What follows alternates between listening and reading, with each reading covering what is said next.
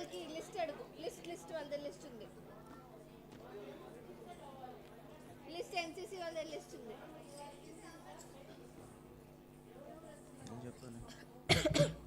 Folk dance group ఈ study చేద్దాం. First introduction ఏం లేదా? ఇదంతా చెప్తాం కదా అందరికీ గుడ్ మార్నింగ్ చెప్తాం. ఫస్ట్ వాళ్ళకి వెల్కమ్ చెప్తాం. I request everyone to please be seated.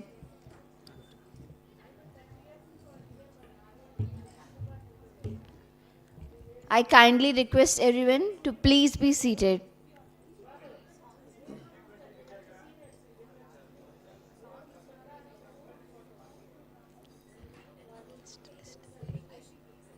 Count.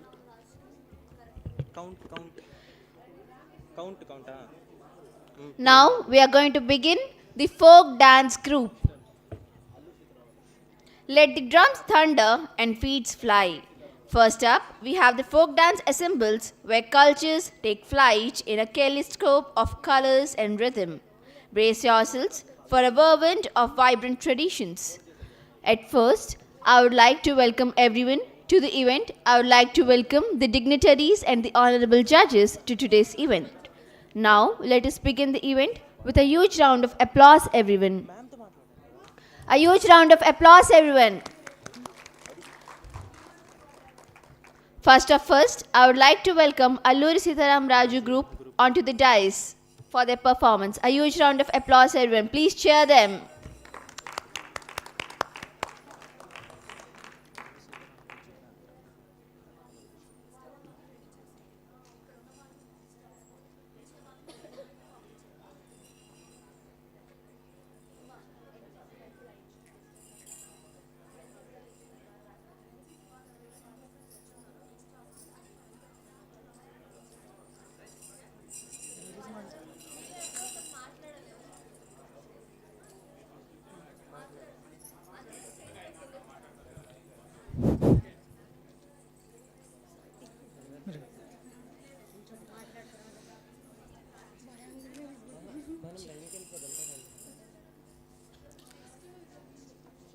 Good morning to one and all.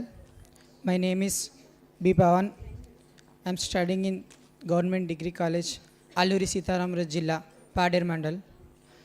ఇప్పుడు మేము చేయబోయే నృత్యం దింసా కార్యక్రమం అంటే మా ఏజెన్సీ ప్రాంతంలో ఎంతో ప్రాతినిధ్యం కలిగిన డాన్స్ ఇది. మేము ఎప్పుడు ఏ సంతోషం వచ్చినా ఏ శుభకార్యాలు జరిగినా దింసాతో ఎంతో నృత్యంగా ఆనందించి చేసేది. అదే కాకుండా ఇప్పుడు మా ఏజెన్సీ ప్రాంతాల్లో ఈ దింసా నృత్యం చాలా తక్కువగా జరుగుతుంది. కానీ మాకు ఈ దింసా నృత్యం ఎంతో ప్రాధాన్యం కలిగించింది. మాకు ఇంత పైదాకా రావడానికి కారణం దింసా నృత్యమే. దీంతో అదే కాకుండా మా పెద్దలు కూడా అన్నారు ఈ దింసాని ఎంతో ప్రాధాన్యత కలిగించమని ఎంతో మాకు రిక్వెస్ట్ చేశారు. సో ఇప్పుడు మేము ఆ దింసా నృత్యమే కాకుండా మేము చేయబోయేది మా ఫోక్ డ్యాన్స్ రెండు మిక్సింగ్ చేసి సాంప్రదాయంతో పాటు కొత్తదనాన్ని కూడా ఎలా చూపించాలనేది మేము రెండు విధాలుగా చూపిస్తాం.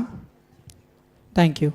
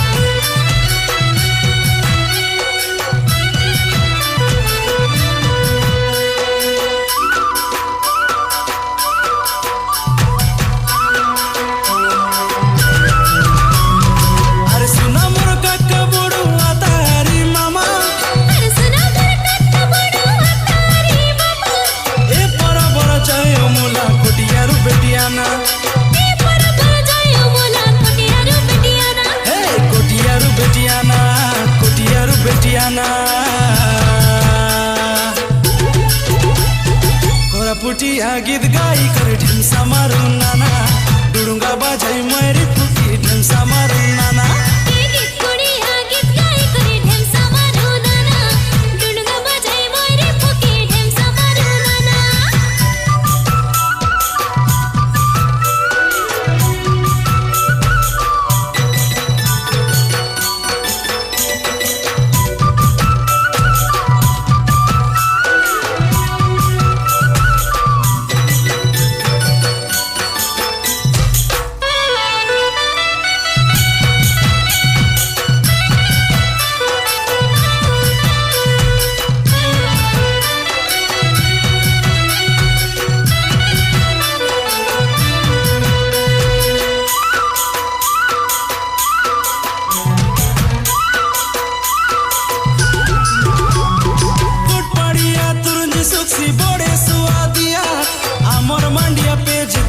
बड़े सुआदिया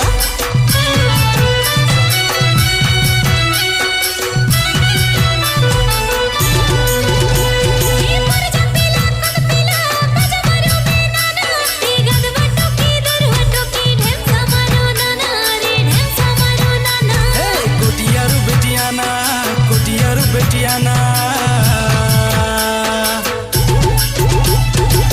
पुटिया गीत गाई कर ढिमसा मारू नाना डुडुंगा बाजाई मैरी फुकी ढिमसा मारू नाना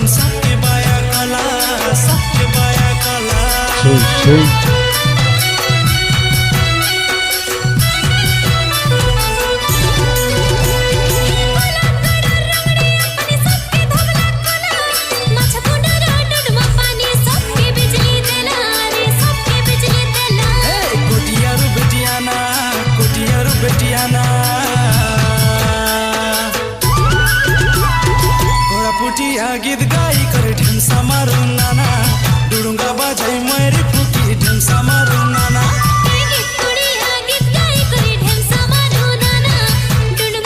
मैरी फुकी ढिमसा मारू नाना पुटिया गीत गाई कर ढिमसा मारू नाना डुडुंगा बाजाई मैरी फुकी ढिमसा मारू नाना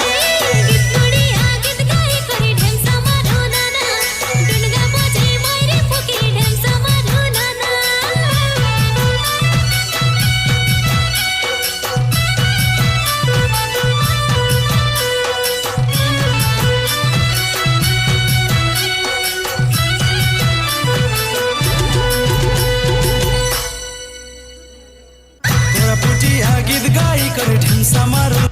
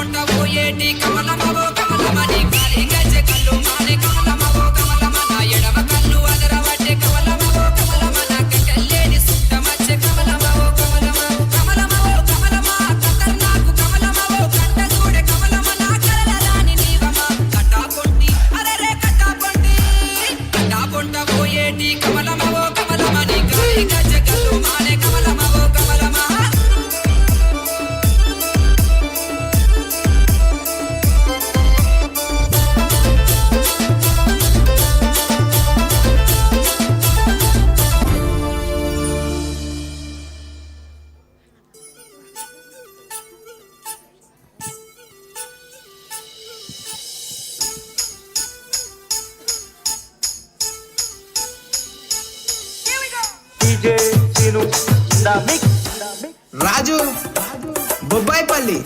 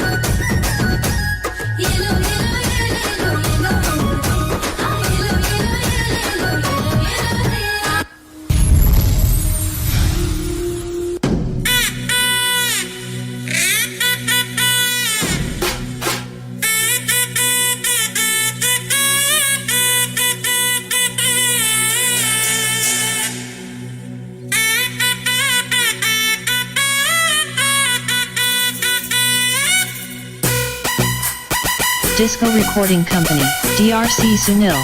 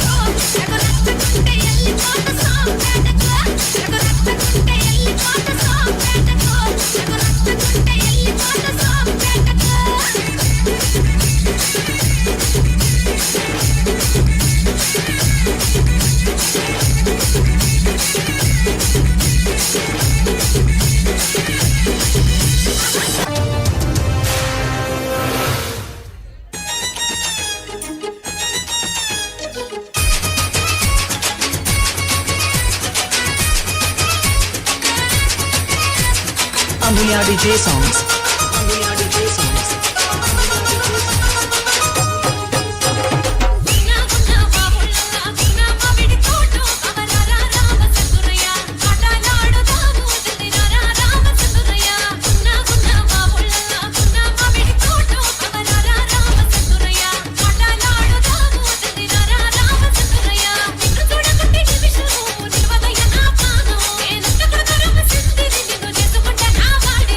Una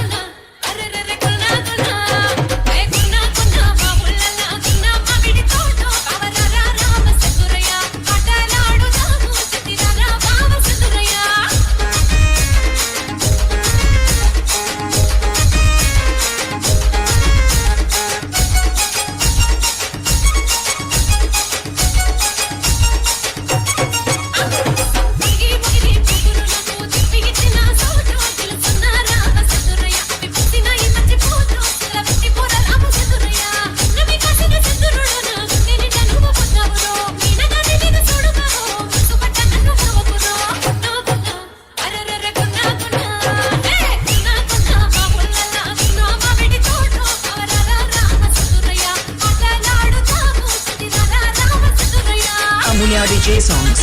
Ambulia DJ songs.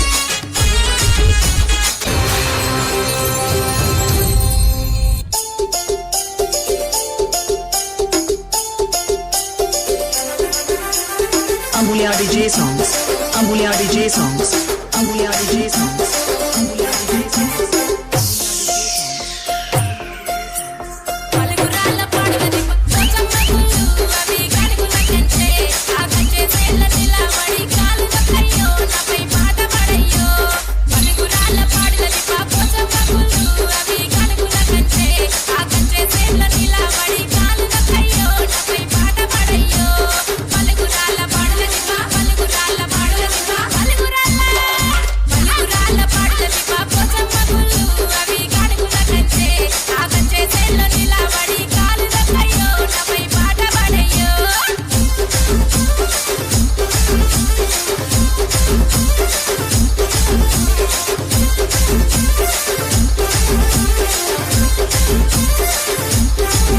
అరే కాకతీయ కోటమి కొయిల కుసింది అది రమ్మని కోరింది కొయిల పాట కొంత పాడి కొమ్మాని కయ్యో నన్ను చూపు చూడయ్యో ఆ కాకతీయ కోట మీద కొయిల కుసింది అది రమ్మని కోరింది కొయిల పాట కొంత పాడి కొమ్మాని కయ్యో నన్ను చూపు చూడయ్యో కాకతీయ కోట మీద కాకతీయ కోట మీద కాకతీయ కోట మీద కాకతీయ కోట మీద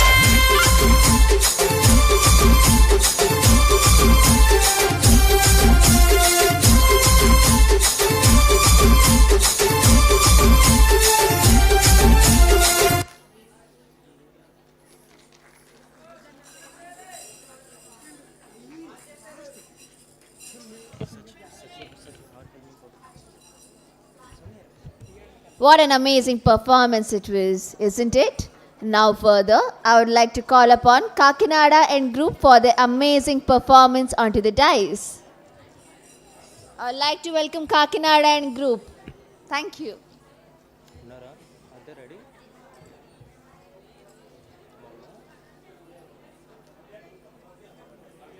భవ్య we'd like to call Bhavya and team from Kakinada.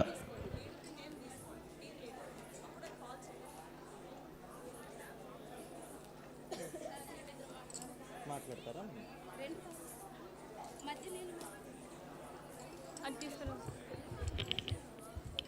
తెలుగులోనా సరే సార్ నాది లాంగ్వేజ్ తెలుగు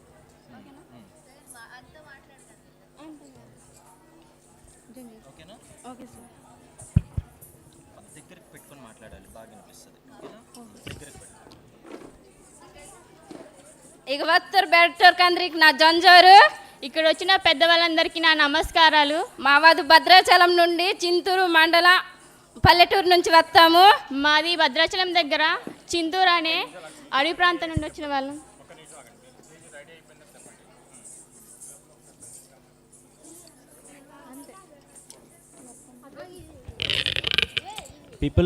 పీపుల్ అందరు కూర్చోండి కొంచెం please be say down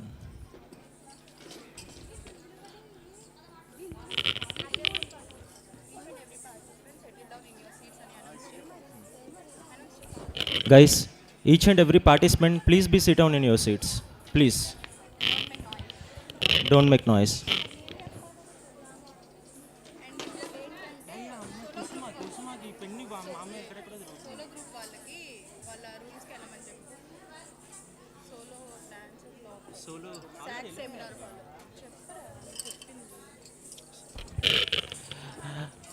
folk solo dance competition ఉన్నవాళ్ళు వాళ్ళ రూమ్స్కి వెళ్ళిపోండి okay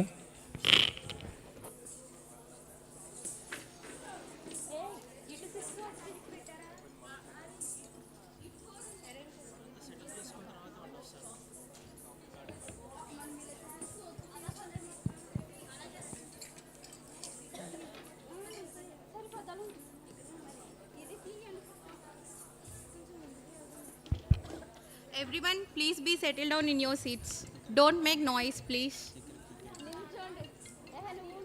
Everyone, please be settled in your seats. Don't make any noise.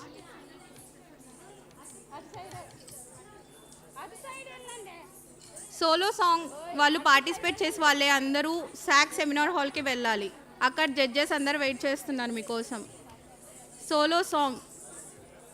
Participants ఎవరన్నా ఇక్కడ ఉంటే సాక్ సెమినార్ హాల్లోకి వెళ్ళాలి. Judges are waiting for you.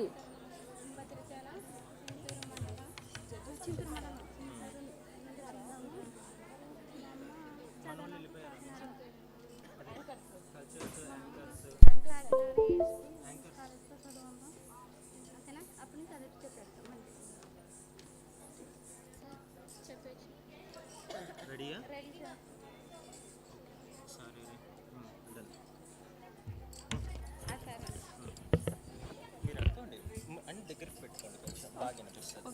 చెప్పేలా sir?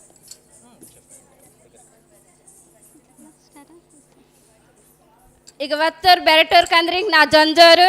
ఇక్కడ వచ్చిన పెద్దవాళ్ళందరికీ నా నమస్కారాలు. మావదు భద్రాచలము చింతూరు నాటే నుంచి వస్తాము. మాది భద్రాచలం దగ్గర చింతూరు అనే పల్లెటూరు నుండి వచ్చిన వాళ్ళం. మమ్మ కాకినాడ ఏఎస్డి ఉమెన్స్ కాలేజ్తో వాసు చదవందాము. మేము ఏఎస్డి డిగ్రీ కాలేజ్ కాకినాడలో చదువుకుంటున్నాం. ఈ దింస బాతికి ఈ డ్యాన్స్ ఏంటంటే మమ్మ మాకు వానవాద్ వలిత్క పంట పండ వలిత్క మా కులదేవతకు మమ్మ పూజ తుంగితాం. మాకు వర్షం రావాలన్నా పంట చేతికి రావాలన్నా మా కులదైవాన్ని మేము పూజ చేస్తాం. మమ్మ ఆట పాటతో కరిసితాము తులితాము. మా యవ్వాయిలోరు మా అన్నదాదులోరు కూడా కరిసితారు. మేము ఆటపాటలతోనూ మా కులదైవాన్ని పూజిస్తాము.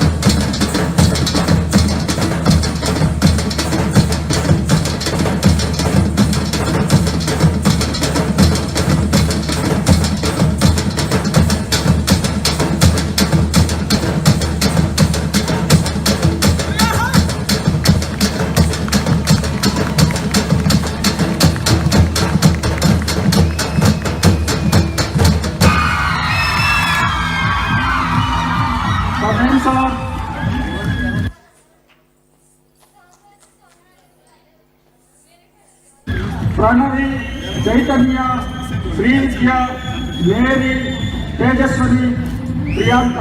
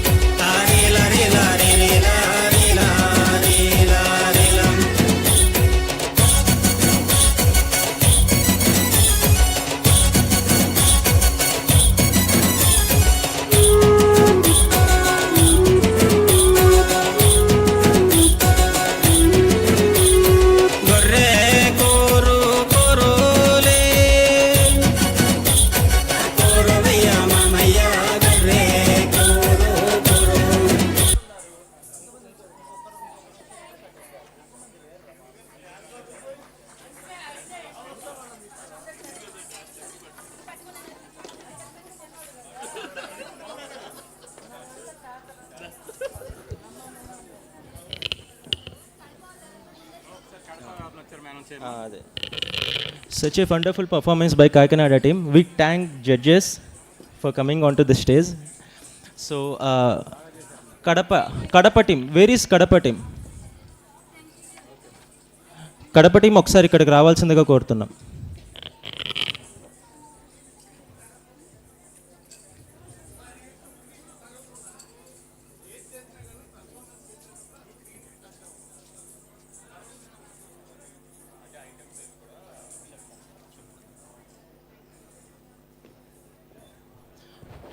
కడప టీం ఉన్నారా?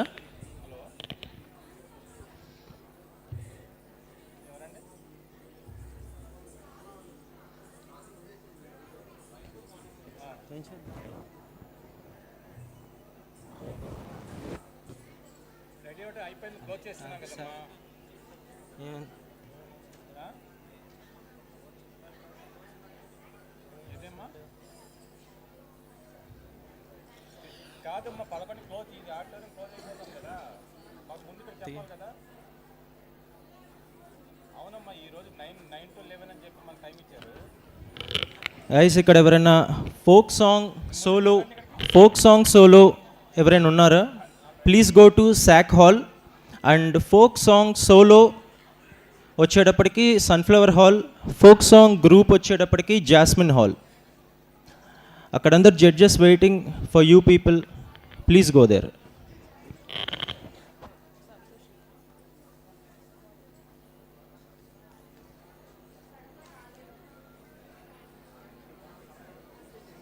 క్లోజా Aishwarya క్లోజా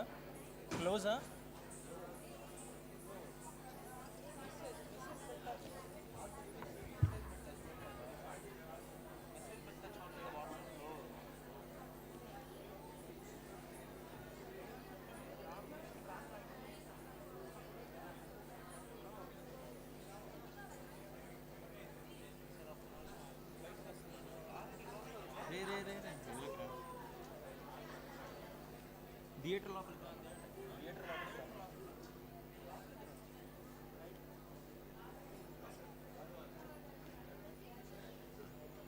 so with this we will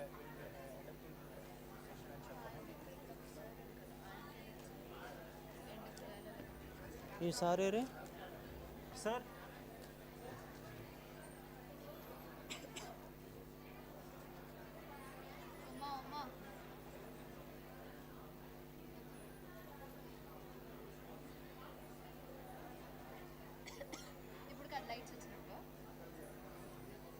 ఇక్కడ చూడు లైట్ వస్తుందా?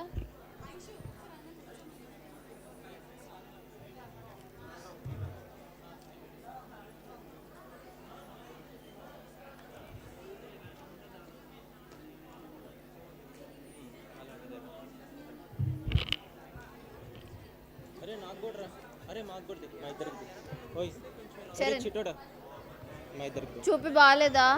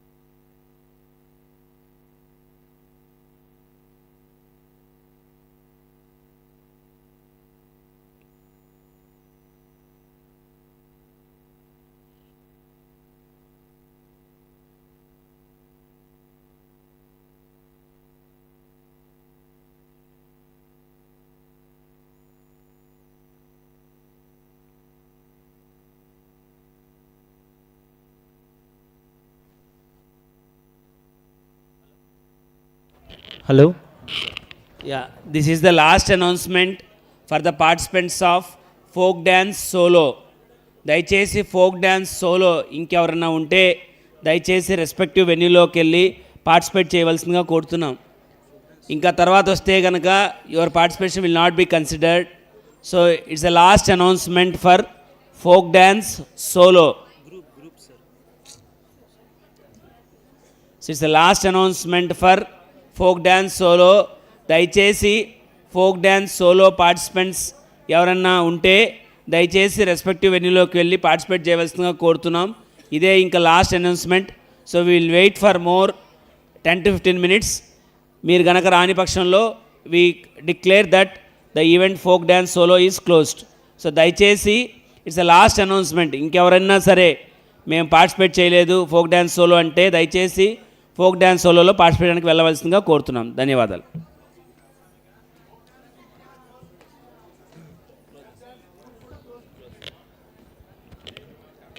ఫోక్ డ్యాన్స్ గ్రూప్ కూడా ఐ థింక్ ఇంతటితో క్లోజ్. అండ్ కడపటం డ్యూ టు స్క్రీన్ ఇష్యూస్ కరోసాము ఉంది, అది బయట అని చెప్పను. ఓకే, కడప టీం వచ్చేటప్పటికి కర్రసాము చేయబోతున్నారు. బయటే సార్, బయట అది బయట చేయబోతున్నారు. డ్యూ టు అది ఇక్కడ సరిపోదు, ప్లేస్ సరిపోదు, అందుకని బయట చేయబోతున్నారు. Yes sir, yes screen issue ma'am. Yes yeah by this చెప్పాను కదా, Guys, one more final announcement. Folk dance solo, Sack Hall. Folk song solo, Sunflower Hall. Folk song group, Jasmine Hall. Okay, this is the final announcement. Please go ahead.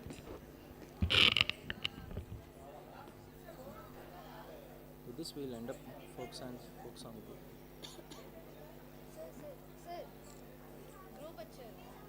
Kadapana? Kadapa? Baita. Now we are going to begin the mindful mornings. I would like to start with a quote that says, "He who has health has hope." I repeat, he who has health has hope, and he who has hope has everything. He who has hope has everything. As the quote says so beautifully, health is hope. Today, we are privileged to be standing here to present this show and be attending this session of an amazing leaders who are going to speak about health and well-being regarding to the health and relationship with youth and how much health is important for the youth today. Let us begin this session with a huge round of applause. I would like to take this honor to welcome all the dignitaries and the honorable judges in today's session.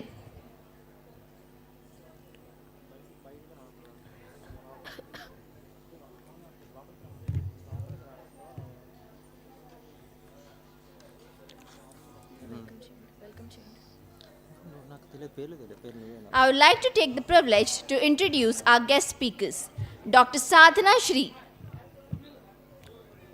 I would like to welcome Dr. Sadhana Shri onto the dais. These chairs will be okay, no? Right.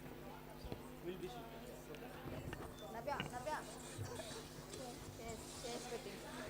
Four chairs. Will you be introducing? Yes, ma'am. I will introduce you. So one by one.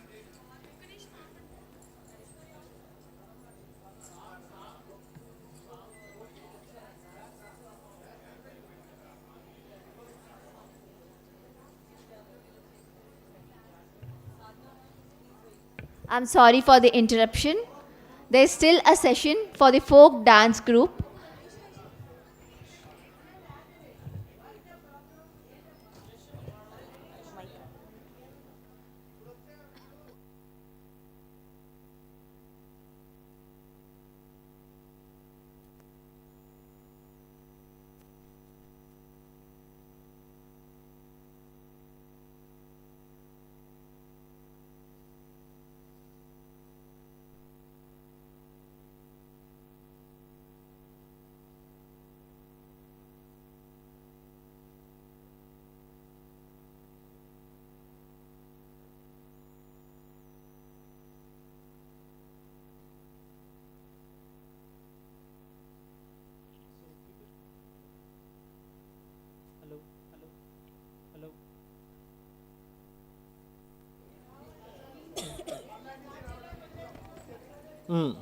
Okay. So guys, this is the last performance group dance from Palnadu team. We'll be inviting them. No. This is the last performance. Hello, This is the check. last performance. Group dance participants ఎవరైనా ఉంటే different districts నుంచి వచ్చిన వాళ్ళు, this is the last time we're considering అండి. ఇదే last. Within 5 minutes ఇక్కడ assemble అవ్వాలి. లేదు అంటే ఇంకా no more registrations are entertained. Group dance participants ఎవరైనా వేరే డిస్ట్రిక్ట్ నుంచి ఉన్నారా?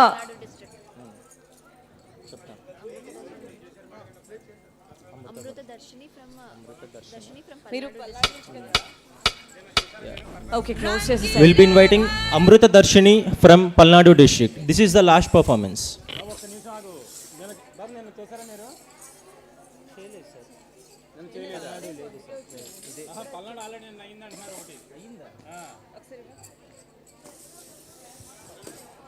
మీరు ఏ డిస్ట్రిక్ట్ నుంచి అమ్మా? మీ ఇన్స్ట్రక్టర్ ఎవరు ఉన్నారు? పల్నాడు నుంచి. నిన్న పర్ఫార్మెన్స్ చేశారా? చేయలేదా? మీ టీమ్ లీడర్ ఎవరు వచ్చారు? అమృత మీతో పాటు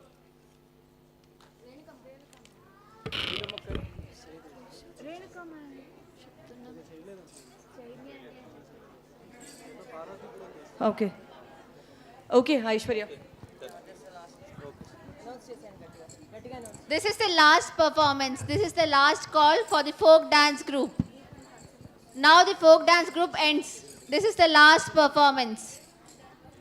అందరికీ నమస్కారం. మేము వాగ్దేవి డిగ్రీ కాలేజ్ పల్నాడు జిల్లా నర్సరావుపేట నుండి వచ్చాము. ఇప్పుడు మేము రాజస్థాన్ యొక్క జానపద నృత్యాన్ని ప్రదర్శించబోతున్నాము.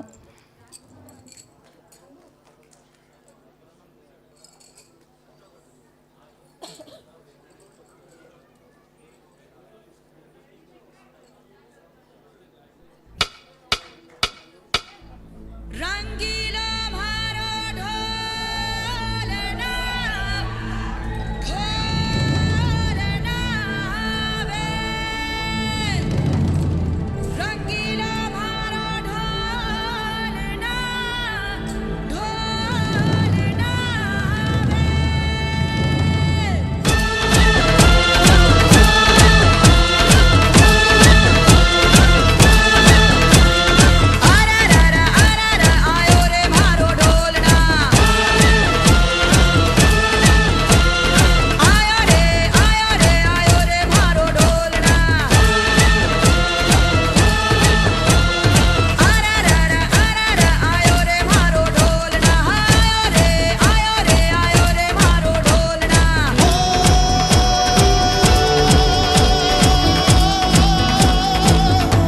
रंगीला भारो ढोलना ढोलना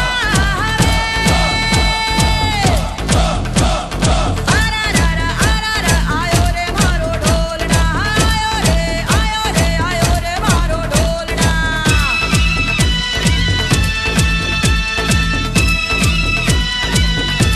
प्यार के गीत जरा सुन ले, ओ प्यार के गीत जरा सुन ले, मैं आया रे।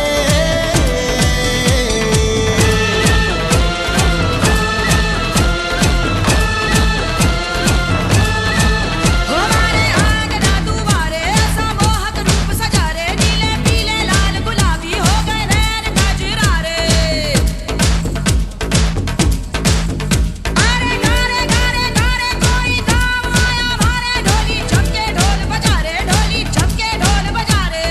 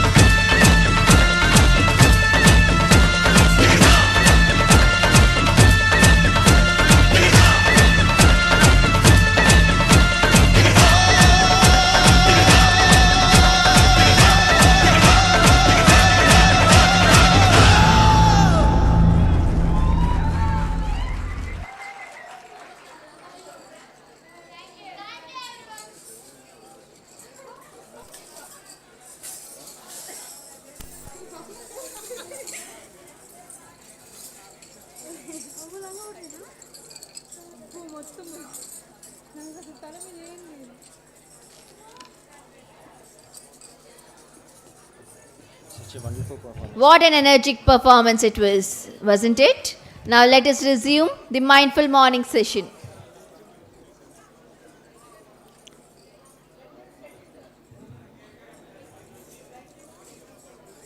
I request everyone to please be seated. Except for the volunteers, I request everyone, all the groups, to please be seated.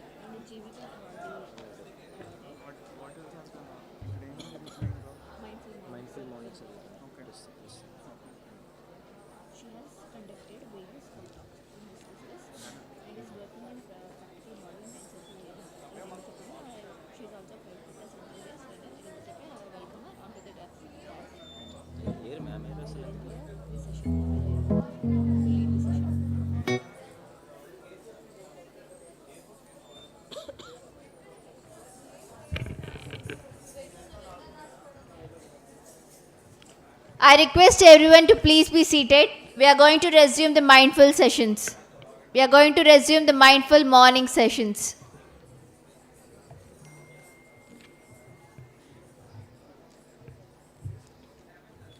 Now, I would like to take the privilege to introduce our guest speakers, Dr. Sadhana Shri, onto the dais. Please welcome her with a huge round of applause, everyone.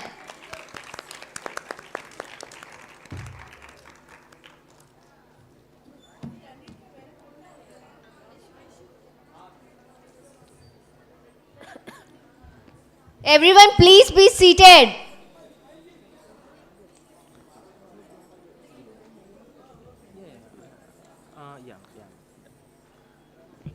Next, I would like to welcome Dr. Nishchal onto the dais. Please welcome him with a huge round of applause, everyone.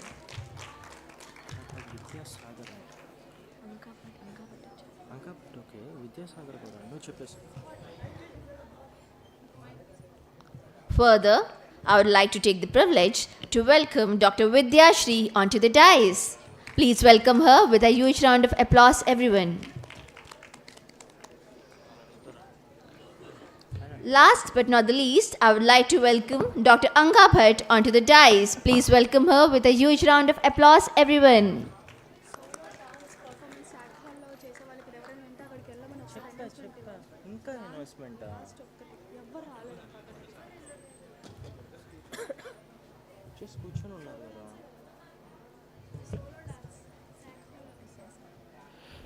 Yes, finally, I would like to also welcome Vijay Sagar onto the dais.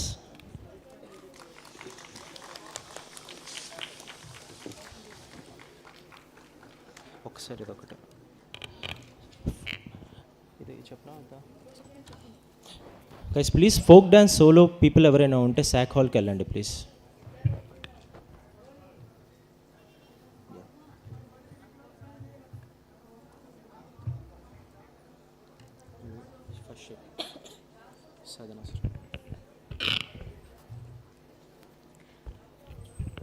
Dr. Sadhana Sri is an Ayurveda doctor by profession and an accomplished Bharatanatyam artist by passion. Having received Jivika Award from the prestigious Himalayan Drug Company for her academics achievement in bachelor's, she completed her Doctor of Medicine in Panchakarma specialization by a whopping second rank in the entire state. Choosing Ayurveda by choice, but not by chance. Her strong commitment and sincere dedication to walk the path of Ayurveda always is the portal. I would like to welcome Dr. Sadhana to please continue and take over the session. Welcome, ma'am.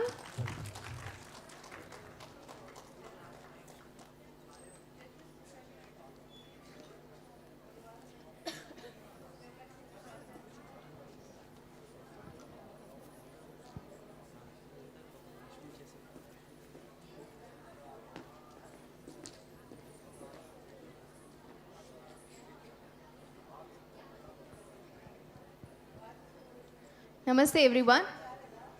A very good morning. Am I audible? A very good morning to one and all present here. Sadhana, I'll introduce you. I'll introduce you.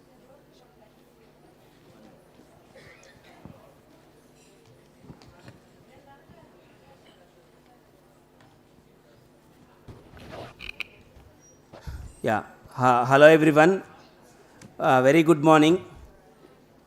As per the guidelines given by the Honorable Principal Secretary Sri P.S. Pradyumna IAS and the vision given by our Honorable Commissioner and the Asia's first ever transport officer, our doctor, our Srimati K. Sarada Devi IAS, we have initiated this session called Mindful Mornings.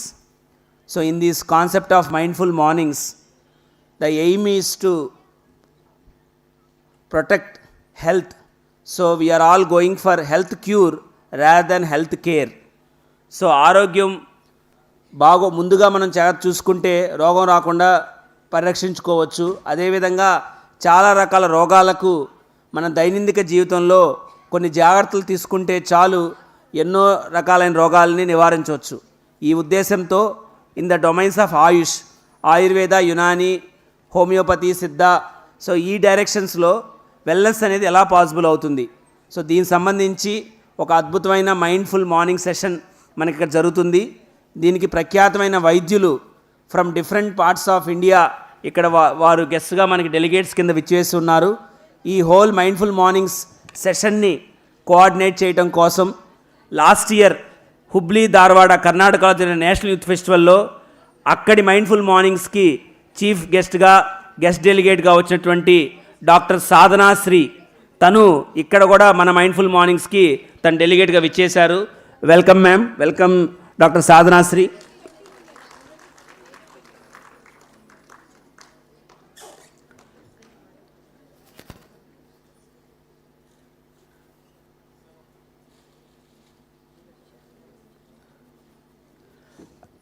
Dr. Sadhana Sri, she is the director of Arogyavardhini Ayurvedalaya in Bangalore.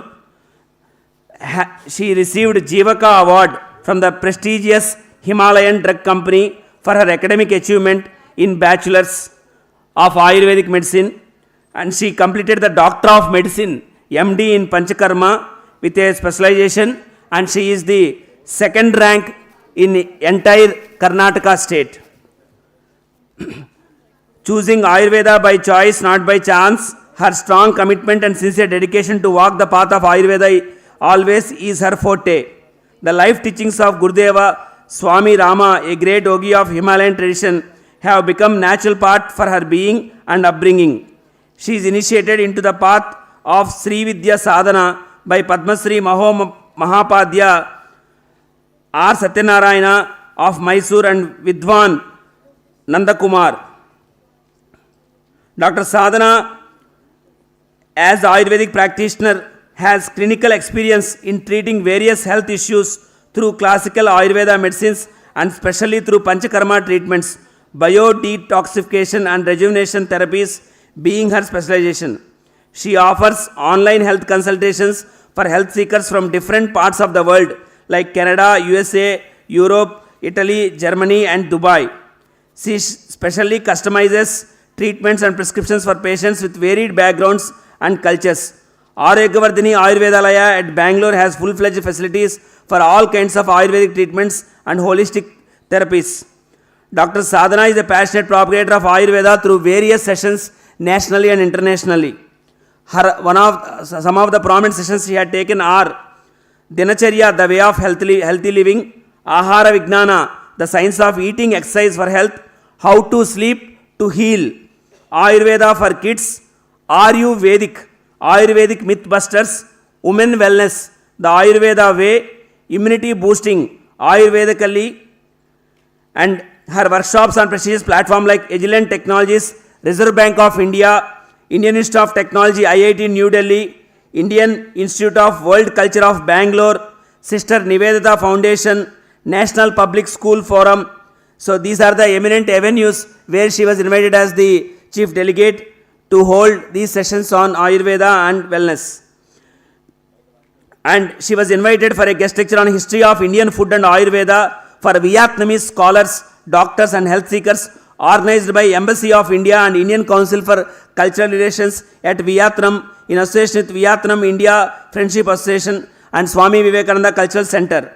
She was also invited as a resource person for student induction programs at Government Ayurveda Medical College, Kundarappa Ayurvedic Medical College, etc. Apart from being an Ayurvedic teacher, apart from being an Ayurvedic professor and Ayurvedic doctor, on the occasion of 8th National Ayurveda, she was invited as an expert speaker and was facilitated for her service in the field of Ayurveda by ESI, Employee State Insulation Corporation Limited. So welcome ma'am, welcome for this wonderful mindful morning session hosted by Department of Youth Services, Government of Andhra Pradesh. And before handing over to Sadhana ji to introduce other panelists and continue with the discussion, I take the opportunity to invite the prominent doctor in the homeopathy who is here to present us the homeopathic perspective. Dr. N.V. Vidyasagar did his bachelor's and master's from Father Muller Homeopathy College, Mangalore. In 2013, the National Assessment and Accreditation Council had created Father Muller Medical Degree College with A grade, and he is the recipient of the prestigious Best Homeopathic Doctor Award from the same institute.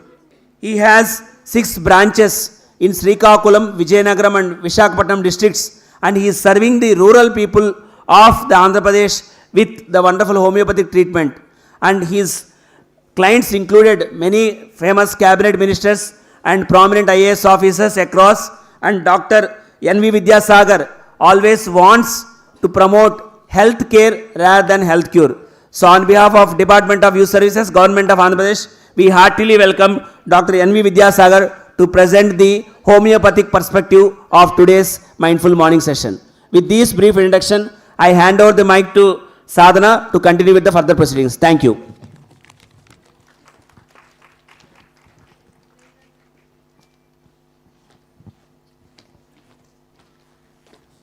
Namaste everyone. Thank you, Sri Bhargav, for introducing me to this wonderful gathering. Before I would like to introduce you to the subject of Ayurveda, I take immense pleasure and privilege to introduce my co-panelists to this wonderful gathering. First of all, with a big round of applause, let us welcome Dr. Anagha Bhatt from Bangalore. Dr. Anagha Bhatt, a young and energetic doctor coming from a passion towards Ayurveda and dedicated to the multitudes of health benefits and health awareness in Ayurveda, has been trained under great Ayurveda masters like Dr. L. Mahadevan, Dr. Ravi Shankar Perwaje, and Kottakkal Arya Vaidyashala. She completed her undergraduation and post-graduation of Panchakarma from the prestigious Institute of Government Ayurveda Medical College, Bangalore. She has been doing a lot of energy healings, and she's also a certified Reiki, EFT, and Ho'oponopono healer. Having practiced in esteemed centers like Isha Sparsha Ayur Central, she has now been practicing in her own Panchakarma setup called Kshemayu Ayurvedic Center at Sahakar Nagar in Bangalore. So I take this wonderful opportunity to welcome you to this panel and this discussion. We have yet another very dedicated Ayurveda practitioner from Bangalore, Dr. Vidya Rajan. Dr. Vidyarajan has secured first rank and is a gold medalist in the graduation department of Shalakya Tantra. And she's keenly interested in practicing integrated medicine and documenting and publishing various papers. She has conducted various health talks on Ayurveda for better living in various industries attached to the ESIC Hospital, Bangalore.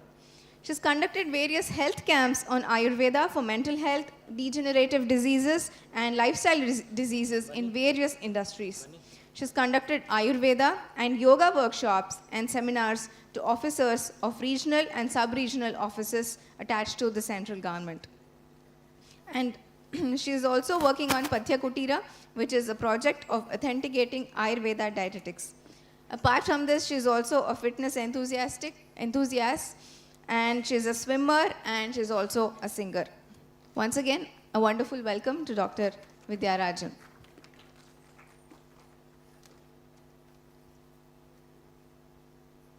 We have yet another panelist, an Ayurveda practitioner from Bangalore, Dr. Nishchal Parthasarathi.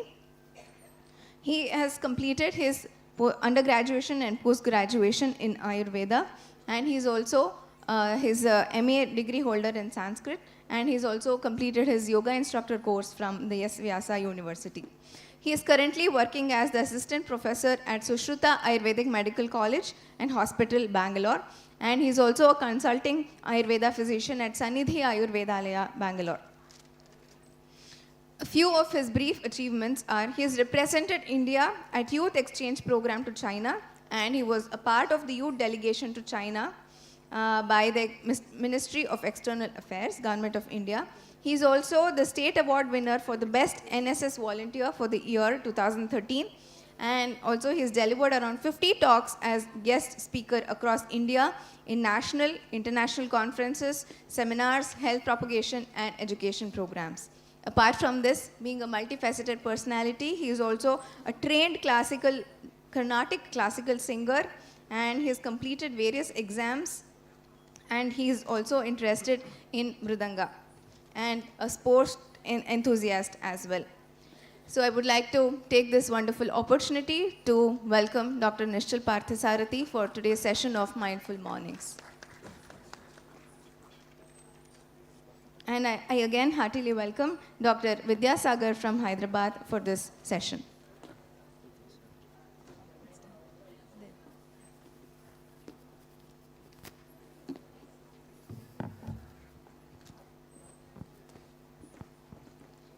So are you all ready to be with us in the journey of Mindful Mornings? Yes? No? Am I audible to the last row of this auditorium? Because you know what Dr. APJ Abdul Kalam sir once said? The brightest minds are in the last benches of every session. So I'm more interested in interacting with the brightest minds of this auditorium, that is the last benches. If I'm audible to them, then I'm sure I'm audible to everybody here. So can we start? Come on. You were cheering so loud and you were so energetic for the folk dance. Why not for the mindful morning sessions? Can we start? Okay, thank you. So I have a question to all of you. How many of you are aware of the Ayurvedic system of medicine? Raise your hands. How many of you have taken Ayurveda treatments before? Okay, I see a few hands going up. How many of you have been on Ayurvedic diet and lifestyle? Okay, almost nil. So I think this is a wonderful opportunity for us to interact with all of you and introduce you to the subject of Ayurveda, as most of you present here are very, very new. In fact, if you're new to the subject, it is easy for us because your mind will be as fresh and as clean as a white paper, and it is very easy to write on a clean slate, right? So come on, let us start understanding what Ayurveda is and how Ayurveda is going to help us in the journey of our health transformation.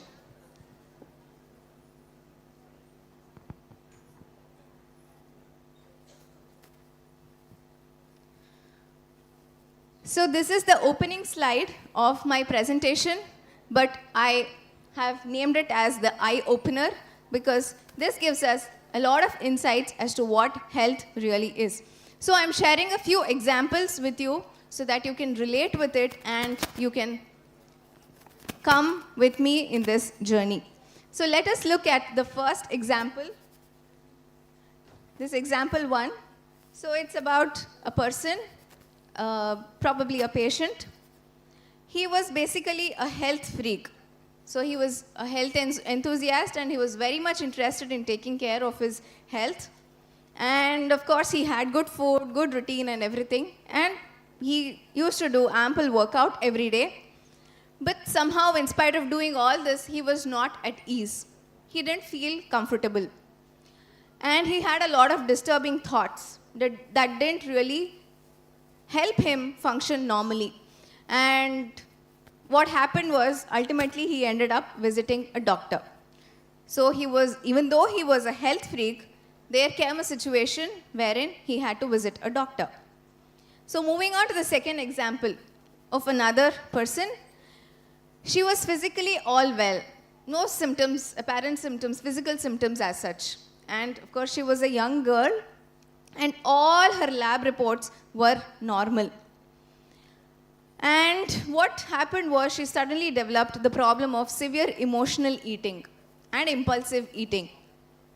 This became so severe that she actually had to quit her job.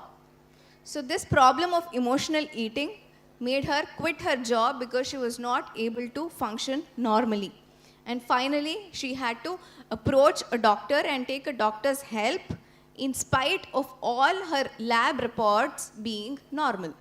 Okay? Moving on to the third example. So this person, he had a very comfortable life. He had everything that, it needs to lead a very happy and comfortable life. But somehow he felt impoverished. He felt lonely and very, very unhappy deep within. There was a sense of void, that something is missing. There is something that is not going well in my life. So there was that sense always, and nothing could fill up that void. So he kind of felt lost in the journey of life.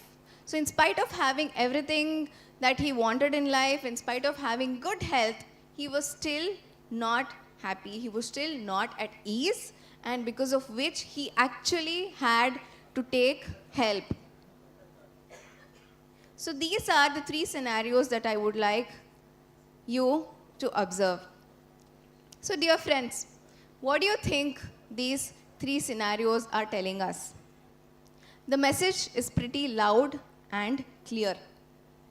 These examples are trying to convey to us that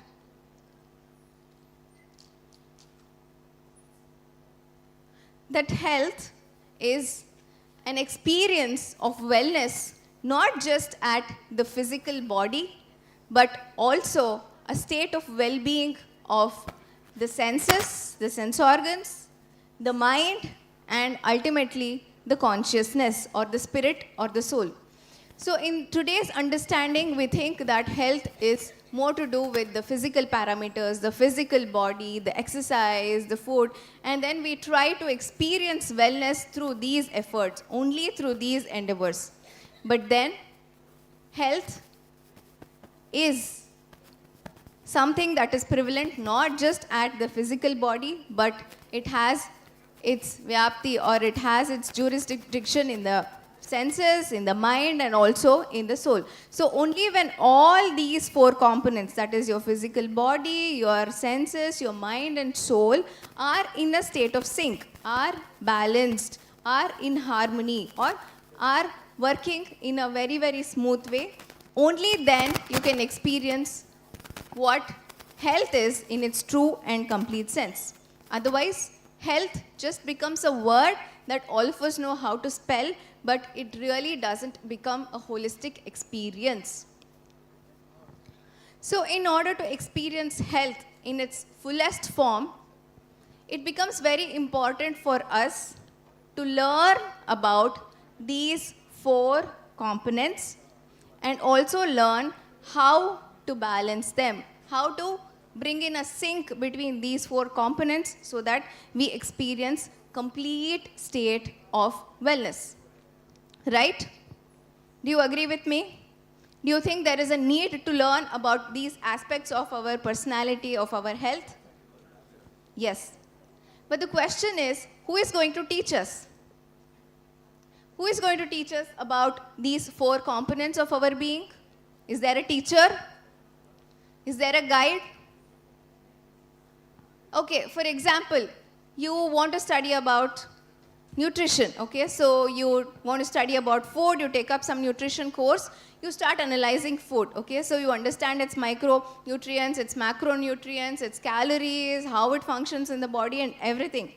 But it is not going to give you the harmonious relationship between food and your mind, between food and your emotions, between food and ultimately your soul. So still that study is incomplete. It doesn't become holistic. Okay, you want to understand the mind, so you study psychology and you try to understand all dimensions of the mind.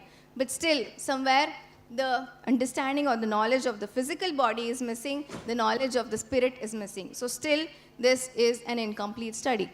Okay, you want to understand about the soul or the spirit, so you get into spirituality and try to understand how the consciousness works, how to evolve ourselves in the process. But still, maybe we may not get the complete understanding of the physical body and the other components related to it. So again, I think the study or the effort is incomplete, right?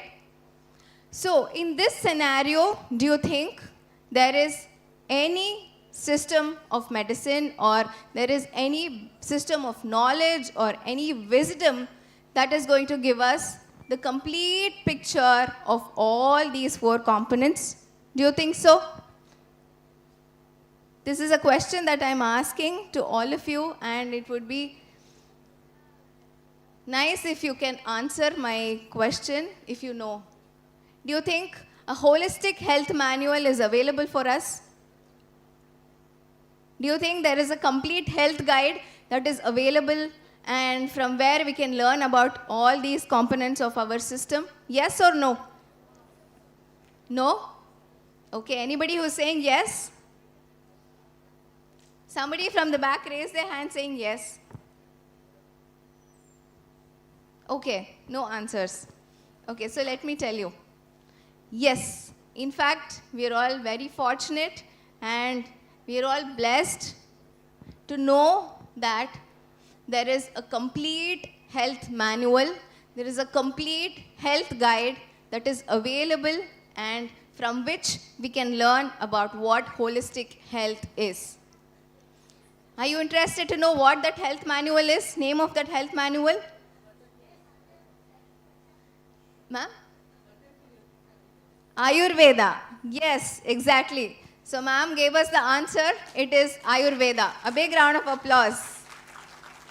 So the complete health manual or the complete health guide that I'm talking about is nothing but the wisdom of Ayurveda. So Ayurveda, dear friends, is the holistic health manual which can guide us in all phases and all dimensions of our life. But I think when I say this, most of you will be either surprised or shocked, or some of you might have certain questions in mind saying, Arey, I thought Ayurveda is just about herbal medicines. I thought Ayurveda was all about taking a body massage. I thought Ayurveda was nothing more about diet restrictions. Don't eat this, don't eat that, don't do this, don't do that. I thought Ayurveda was about gulping bitter medicines. I thought Ayurveda was something that is treated using traditional methods or home remedies. Right? So these are all the opinions that we carry about Ayurveda. So does it mean that these opinions that we carry about Ayurveda are false? No, I would not call them as false, but I would rather say these opinions about Ayurveda that all of us are carrying are not complete. They are not giving us the complete picture of what Ayurveda is. They are not helping us understand the vastness and the depth of this science called Ayurveda. So it is like all these opinions are like tiny droplets of water in the huge ocean of Ayurveda. We just know about one drop, but we don't know what the entire remaining ocean is all about, right? So as Ayurveda practitioners, it becomes our prime responsibility, our prime duty to educate and to orient all of you and to create that awareness about what real Ayurveda is, true Ayurveda is. Because only by understanding what this complete Ayurveda is, can we look towards Ayurveda when we are in a problem and we can seek solutions from this great wisdom. So obviously the next question is, what is real Ayurveda then? What is Ayurveda? So to understand this, I think the simplest and the easiest way is to understand the word itself, Ayurveda. So let us dissect this word a bit to understand what actual Ayurveda is. So as you can see, this word Ayurveda is made up of two words, right? Ayu and Veda. Can anybody help me in understanding what Veda is? Do you know what Veda means? Knowledge. Yes, absolutely. So the word Veda means knowledge. What about Ayu? What does Ayu mean? Life, lifespan. Okay. That is what I have written here as well. So the moment we talk about Ayu, most of the times the understanding of Ayu is just limited to lifespan. But somehow I feel this understanding will again not help us to understand the completeness of Ayurveda. Okay, you said Veda is knowledge and Ayu is lifespan. Let's put it together. Ayurveda is the knowledge of lifespan. Is it giving us a complete picture? Can we understand anything from this about Ayurveda? No, right? So we need to get a little more into the word called Ayu. Only then we'll be able to understand the complete picture of Ayurveda. So let's see what this Ayu is. So the classical definition of Ayu is, of course, this is in Sanskrita. I will just read it out for you and explain. Ayu is Sharirendriya Sattvatma Samyogaha. So Ayu is nothing but the Samyoga. Samyoga is the union or the combination or coming together of what? Of four components: Sharira, Indriya, Sattva and Atma. So in the word Ayurveda, when we say Ayu, Ayu represents a team. It has four members, and the members are the body, the physical body, Sharira, the senses, Indriya, the mind, the manas, and the consciousness or the spirit or the soul or the Atma. So I think now when we try to understand, with this background, if we try to understand what Ayurveda is, it will make more sense. So Ayurveda is that branch, or it is that perennial flow of knowledge or wisdom that is continuously enlightening us or continuously teaching us about this Ayu. That is continuously teaching us about our body, our sense organs, our mind and our soul. So this Ayurveda that is how it becomes a holistic health science, wherein it is continuously teaching us how to take care of these four components of health, and also through all our activities, through what we eat, through our day-to-day thoughts, our lifestyle, it is teaching us how we can constantly balance, how we can constantly sync these four components of our health so that the resultant is nothing but complete sense of wellness, complete experience of wellness. So this is what Ayurveda is. So from today, I hope when you hear the word Ayurveda, you don't go back to your older opinions or biased or partial opinions about what Ayurveda is, but you try to recall that it is the wisdom of our body, it's the wisdom of our senses, mind, and ultimately our spirit or the soul. So, we understood that there are 4 components in our system, and we understood that Ayurveda is the manual that is guiding us how to balance these systems. But how? How is Ayurveda helping us or teaching us in balancing these 4 components? What are the tools that Ayurveda has given us in order to maintain our health or a balance in our health through these 4 components? So that is when the picture of the triad of health transformation comes in. So as per Ayurveda, as per our understanding, our health is like a huge building. It's like a tall building, right? The Scale University is full of tall buildings, such beautiful buildings. And the strength of the building, every building depends on the strength of its pillars. Do you agree or not? If the pillars of this building weren't strong, do you think we would be able to sit here and conduct programs, dance on the stage, sing, and then, create so much movement here? Do you think the building would sustain? Yes or no? No, right? So the strength of the building depends on the strength of the pillars. So similarly, our health is like a building. And there are 3 pillars that are supporting our health. And Ayurveda says, if you want to take care of your health, you take care of these 3 pillars. Are you interested to know, or let us stop here?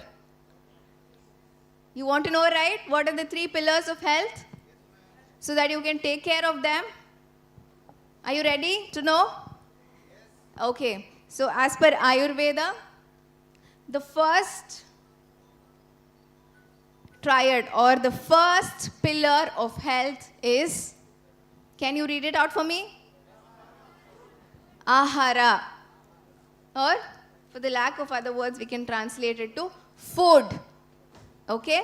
So this is the first pillar. When you want to regain your health, when you want to rejuvenate your health, your first focus should be on the first pillar called food. What is the second pillar then? Jala? So everything, water and all the edibles, they come under the category of food itself. Sleep. The most favorite thing that all of us like to do, right? I hope you're not doing it now here in the session. Well, so the second pillar that is needed to support our health is obviously Nidra or sleep. And the third important is, can you read it out for me? Brahmacharya. Okay, so the moment I talk about Brahmacharya, most of you must be raising your eyebrows, right? Arey, what is this Brahmacharya? Because we have a very limited understanding of what Brahmacharya is. So now I won't be getting into the details of Brahmacharya because we have an expert speaker who is going to deal with it. For now, let us only understand that Brahmacharya is not celibacy that we are going to talk about here. Brahmacharya is not just abstinence from the sexual act, but it's much more. Brahmacharya is about the lifestyle that we are going to lead. Okay? So these 3 components or these 3 pillars become the triad of transformation. Dear friends, don't you think Ayurveda has made it so simple for us to take care of our health? Because in this current scenario wherein there is so much of misinformation, there is so much of so-called knowledge about taking care of health, that most of us are confused, most of us are lost. But the danger that is there in these kind of information is that they are fragmented, they are divided. These kind of health information, they just focus on one aspect of health and they don't take into consider the other aspects of your being. So this may not work well for all of us and there are no guaranteed results. There is no guaranteed experience of wellness at all levels. So if at all you want something that is safe, that is time tested, and that is absolutely graceful and gentle on us, then the path is shown by Ayurveda is the right path, is the correct path. So if you make up your mind from today to work on your health, then start focusing on these 3 pillars of your health, and I am sure you will see the results very, very soon. So Ayurveda has talked about the 4 components, that is Sharira, Indriya, Sattva, Atma is what our health depends on, and it has talked about the 3 pillars that sustain these components. How do you think is the link? How do you think is the link between these 2 aspects, these 2 factors? So let's just quickly look into it and go to the first pillar of health. So Ayurveda makes it very, very clear that the Sharira or the physical body and the Manas, that is the mind, is very much dependent on the food or the Ahara. Or if I have to explain it the other way around, Ahara becomes the link, or Ahara becomes the basis for the health of your Sharira, physical body, and your mind. There is a very, very popular quote in Bhagavad Gita also, right? Ahara shuddhau sattva shuddhihi. So if your Ahara is right, if you are consuming wholesome, holistic food, then obviously your mind or your manas becomes wholesome and holistic. So this is the first link that Ayurveda gives. The second link is that Nidra is the one that protects your Indriya or the senses and the Manas. So if you want to make sure that your sense organs are optimally functioning and your mind, the mental plane, your thoughts, your thought process, and all the dimensions related to the mind, if you want to holistically make them function, then focus on your sleep. And the third one being Brahmacharya becomes the foundation for the health of your mind and also the health or the evolution of your consciousness. So, in the next few talks by the esteemed speakers, let us individually, exclusively focus on the 3 pillars that we just discussed, that is Ahara, Nidra, and Brahmacharya. So, the first one in this being Ahara, I would like to take you or introduce you to this concept, and then I will hand over for an exclusive explanation. So these are some of the important findings that I would like to bring your attention to. So we'll just focus on the underlined lines here. So diabetes mellitus, right? Diabetes mellitus, it is the most common metabolic disease affecting almost 10% of the population in the world. We all agree that every other person in our family may be diabetic. But there is an interesting finding here that it says that the exact cause of type 1 diabetes is unknown. And also I have underlined that though exactly what those factors are is still unclear. Even though so many people are suffering, the modern research labs say that the exact cause why diabetes gets manifested in the body is unclear. Similarly, I have another example here. So this is about rheumatoid arthritis. So you must be well aware of the arthritis health issue wherein the joints are affected. So it's an autoimmune disease, meaning in which the body starts attacking its own tissues, thinking them to be harmful or toxic tissues. So rheumatoid arthritis is one such autoimmune disease, and again here, if you can take your attention towards the highlighted line, it says doctors don't know what starts this process. There's another interesting finding about psoriasis too. Psoriasis is a common skin disorder. It says just what causes the immune system to malfunction isn't entirely clear. So again, we don't know how psoriasis starts in the body. And alopecia areata, this is again patchy hair loss that most of us suffer from. And again, it says while scientists are unsure why these changes occur. So these are the findings as per the modern research labs. So do you think Ayurveda has an answer for these questions? Do you think Ayurveda knows why these diseases are caused? Yes? So you're saying that because this is an Ayurveda session and I will give the answer. No? Okay, so she's sure that Ayurveda has an answer and I'm also sure that Ayurveda has an answer. So what does Ayurveda say? It makes a very, very clear statement saying, Rogaha sarve api mandeyagnav, which means that every disease, every possible disease occur or manifest in the body due to a dull digestive fire, due to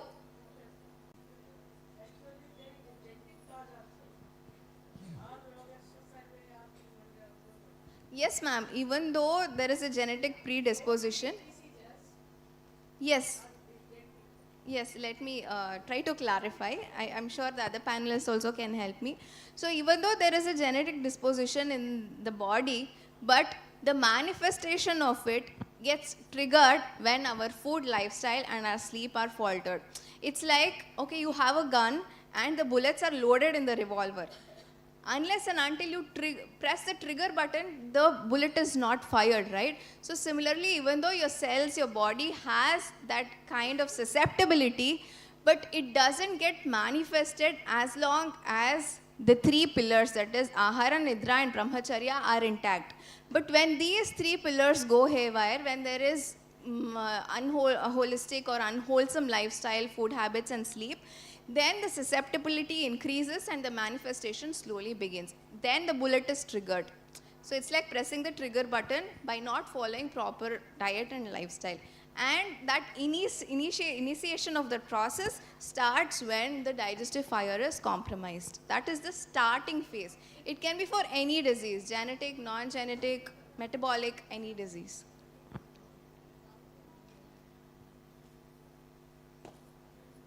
So in this concept, Ayurveda says that a dull digestive fire is responsible. And what happens is when the digestive fire is compromised, the process of digestion doesn't happen properly, which means that the food that we are taking is not getting properly cooked, right? So it stays in a semi-cooked and in a partially cooked state. Have you observed what happens when you throw the food waste in your kitchen dustbin and let it stay there for a while? It starts rotting, right? It starts smelling. Similarly, in the body also, when our digestive fire has not properly metabolized or digested the food that we have taken, then this partially semi-cooked food stays in the body and it starts releasing toxins. It starts releasing harmful substances in the body. And these toxins circulate all over the body. They lodge in different tissues and they start changing the environment of those particular cells or tissues. And what happens? It starts losing its natural environment or natural composition. That is when the problem starts. That is when the body starts identifying it as something that is harmful, as a tissue that is foreign, as a tissue that is toxic to the body, and it starts attacking those tissues. That is exactly what happens in autoimmunity. So what is the reason then? The reason is a dull digestive fire. That is the beginning of the entire process. But then why did we end up in such a situation? Why did we end up in a situation wherein our digestive system is not functioning properly? Because of the simplest answer that we don't know the concept of ahara. We don't know the concept of ahara vijnana. We don't know what food is. We don't know how to eat. We don't know how much to eat. We don't know when to eat. We don't know what to eat. And we exactly don't know how to take care of our health through food. We all think food is just for the gratification of your tongue, just to fill your stomach. But that's not it. Food is responsible for the proper functioning of your entire system. And that is how it becomes a pillar of your health. Hence, dear friends, in the journey of understanding health, in the journey of your health transformation, understanding about food becomes very, very crucial, or according to me, this becomes the starting point. So, are you interested to know more about food so that you don't want to end up in a compromised digestive system? Yes? Okay. Now, let's together welcome Dr. Anagha Bhatt for exclusively talking about Ahara, the first triad of health transformation. Over to Dr. Anagha Bhatt.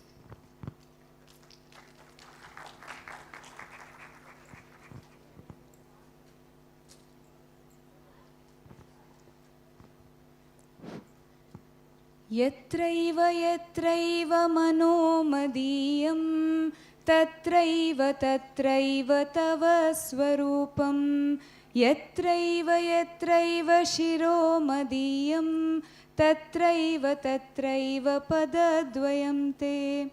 Bowing down to the force of universe, may she be with us.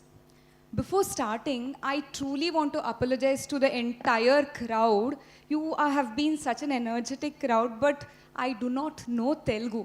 So I expect by the end of this day in KL University, you will help me learn one or two. Can you do that favor? Thank you so much. That means a lot. Okay? So before we start this, I've seen the energy of the crowd when Rangilo Maro Dholna did it, right? So just to reinvent that kind of energy, have you all said, I love you today? Not to the person sitting next to you, but to the person in your mirror. Have you appreciated for what you all are today?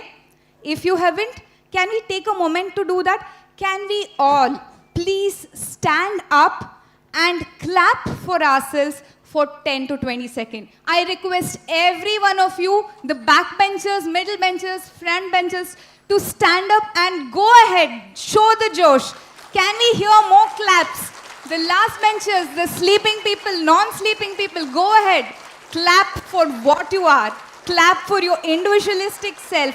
Clap that you are alive today. Thank you so very much. Please be seated. Please be seated. How is the Josh now? Are we alive? Have we gotten up? Can we start the session of Ahara? Okay. See, we are still in that time of the year, right? It's just been hardly 7 to 8 days in 2024. And remember January 1st? We all would have made what? Resolutions. To do this, have visions, have goal boards, all those things. So can I request any one of you to just tell me 2 of your top resolutions that you've had for 2024? Sir, maybe you could just tell if you've had resolutions this year. Hopefully we are still following it and not tired of not following it. Anything, it could be regarding anything, your entire life. 2 top resolutions that you had for 2024. Particularly regarding Ahara, I didn't make any. But this year I want to reduce my weight by 5 kg. Okay, that's why I'm here in this session. Give him a huge round of applause. Sir wants to have reduction of 5 kilos, so we can help you with that. Definitely, please go ahead. The second... and I have triglycerides, so I want to ensure that it will be in the limits. Oh, this is my topic, sir. You will love it. Thank you so much. These are Thank the you so two much. basic Resolutions that you've had for... So for yeah. that I am here. Thank you so very much, sir. I think you're in the right place. Most of us are. See, I think most of us would have had, the resolutions would have included weight loss, or maybe eating right, or maybe I need to start exercising, or healthy living. Upgrading health could have been everyone's priority or resolution for 2024, right? So when we think of this upgrading health, what is that first thing that comes into our mind? Can you tell me? Yes, and dieting, right? Who wants to? My God. Intermittent fasting, paleo, Atkins, raw vegetables, veganism. I totally have forgotten the names of these new diets also. And what does this leave us with? A little weight loss? Yes. But dull skin, right? And frizzy hair. Maybe we are mostly frustrated, angry, and so confused what's happening, right? Is there any system which can actually tell us this is the right way of eating? Is there any system? I think Dr. Sadhana has given such an extensive knowledge about Ayurveda. I don't have to tell more about Ahara because she's covered most of it. And definitely, yes, Ayurveda is one such system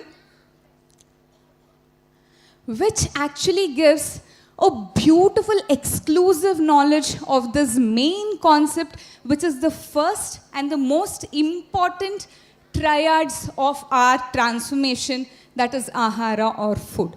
Ayurveda says ahara is not only the nutrition which you put into your stomachs. We consider that, no? Carbohydrates, proteins, all those nutrition. No, that is not ahara. Ahara is considered to be prana in Ayurveda. Prana, what is prana? Can someone tell me? What is prana? We all use the word prana, right? What is prana? Life force, right? Ayurveda is considered to be prana or the life force. That is the importance that Ayurveda gives to ahara. And do you know what you put into your body, that energy can transform your entire health, body, mind, soul, and spirit. That's the beauty of ahara. And this is where this concept of you are what you eat comes. You know, whatever you put into your body can not only cure diseases, mark my words, it cures diseases definitely, but it can also prevent major of our diseases. And that's the beauty of it. So you are what you eat. Most of us watch OTTs, right? Disney Hotstar, Netflix, Amazon Prime, what else? I don't remember anything else. Do we watch OTTs? COVID has brought OTT to such a major extent. We all watch beautiful movies there, right? Series, everything. And this is one such documentary that I would urge every one of us to take a little time and watch, but on YouTube. It's called Food as Medicine. This is food telling you how it can heal the entire, arena of health regarding to everything, your body, mind, and spirit. A beautiful documentary. If you have the time, do watch it. Food as Medicine. And here, Ayurveda comes and gives us a huge different concept called as Sneha Saro Ayam Purushaha. Did we know that our entire metabolism is dependent on one taboo word? Carbohydrates, very good. Proteins, wonderful. We should be eating. There's one factor that no one wants to speak about. Can you tell me what that is? What is that one nutritional factor no one wants to speak about? They're very scared even telling the name of it. Yes, super. We have an intelligence audience here. It is fats.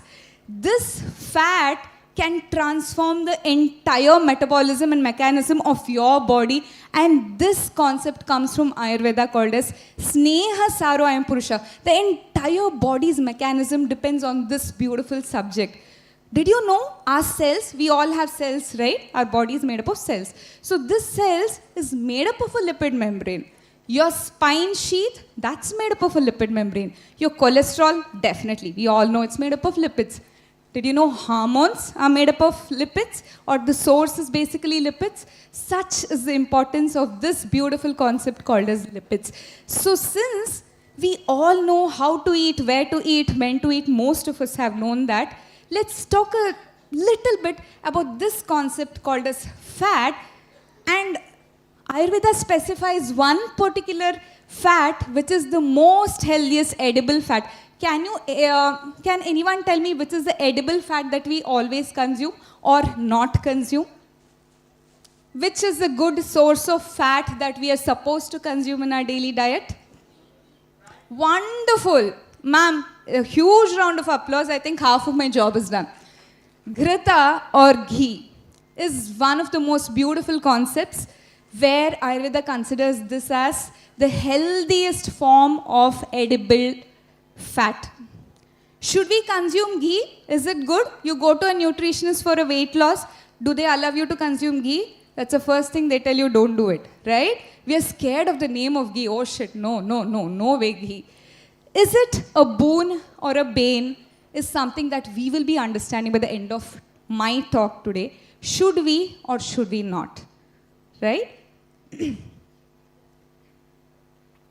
So, we all know what ghee is. Which is the best ghee available in Vijayawada? I have no idea. Nandini is the only thing I know in Karnataka. So, can you tell me?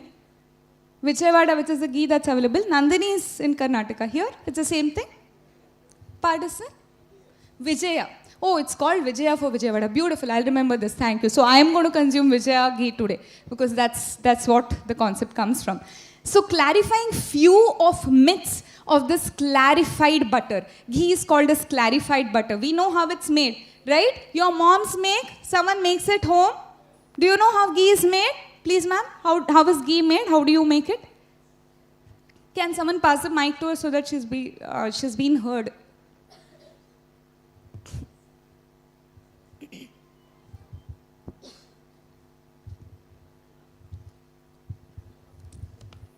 How do you make ghee in your house?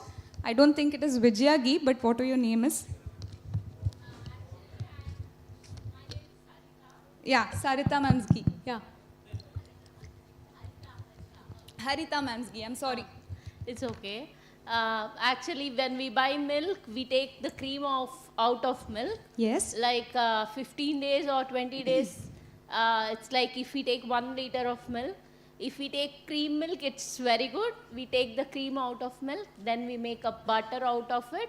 Yes. We churn it into a mixer, the cream into a mixer, then we make a butter out of it, and when we keep it on a gas, then you can make a ghee out of it. Right. That's why it's called. Wonderful. Please give a loud round of applause to Harita ma'am. She makes wonderful ghee. I think you can serve it to everyone here. This is called as clarified butter. You're supposed to heat butter at a high temperature, remove the milk solids. Finally, the remnant is called as ghee, which smells nice, tastes also beautiful. Okay. So, from your clogged arteries, we all know we can suffer from clogged arteries, right? Or maybe those sinuses, we always have problems with allergic sinus, or that frizzy hair, maybe your brain cells, or those stubborn hormones, come on, or maybe digestive fire which is not functioning well. Name it.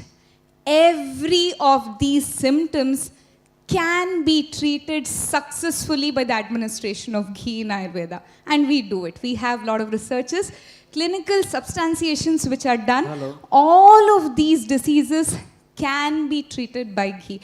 That's the most importance of ghee. How? We'll see. I think we all have a cardiac checkup here. Most of us, the cardiologist would say, right, that you have high cholesterol. So the first diet that is given is zero cholesterol, zero ghee, no taking ghee. Yes, is it good or bad? Can someone say, is ghee good for cholesterol or bad? I can't hear you. Can you be a little louder? I am speaking in the mic. You need to be so loud that I can hear without a mic. Bad, yes. Who's that? Who told it's bad? Yes, sir. It is very bad is what people say. But is it the truth is what we will understand.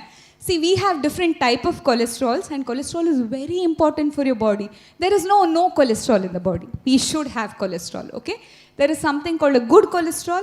There is something called a bad cholesterol in layman terms. And ghee has some components, especially something called as conjugated lipoic acid. It's a scientific word, let us just leave that. But this helps in excretion, that is removal of all your bad cholesterol metabolites through your bile.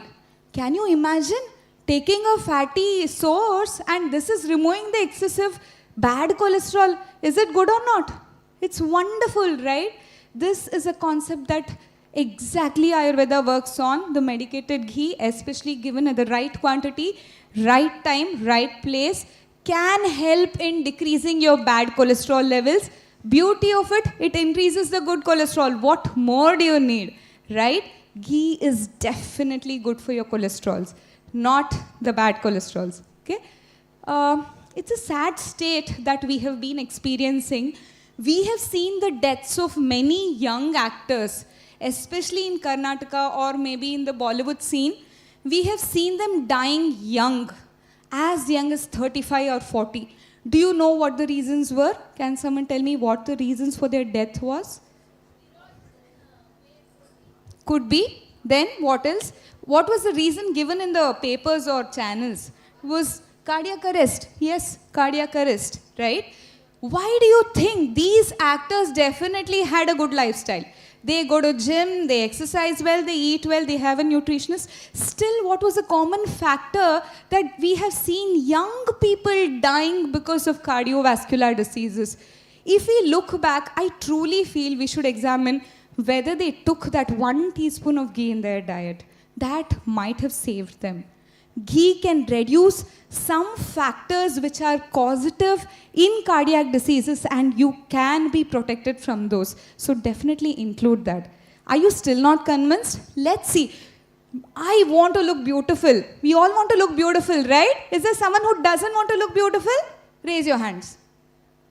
We all want to look beautiful. That's the basic idea which a cosmetic industry is minting millions, right? You have so many products throughout the pharmacy which can make your hair beautiful, your skin supple. But still, we are Googling for better products. Why is that? We are not finding relief in that, no? Have you tried using this cheaply available substance at home in the kitchen? We haven't. If you haven't, I think you should be making use of it.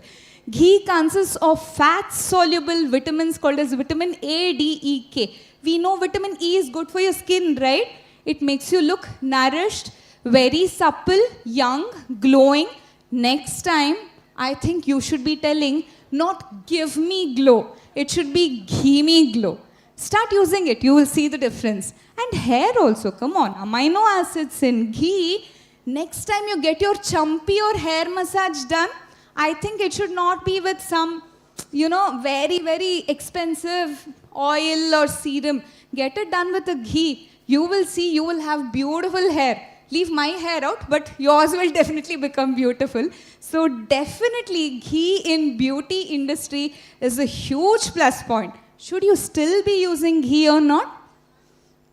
It's a sad state again that young girls who come to my clinic or maybe in all our clinics, especially 6 out of 10 are suffering from irregular periods, painful periods, thyroid disorders, or that big boss of hormone PCOD. And when I see a common factor of all these diseases in these youngsters, it's sad that we are sucked into the zero cholesterol fad diet of today's nutrition. If we could have understood that all these hormones source is basically cholesterol or that good fatty acid, we may not have suffered this. So the youngsters sitting at the last who want to be energetic, your hormones need to be balanced. Please understand, you're at risk if you do not include this 1 teaspoon of goodness in your diet.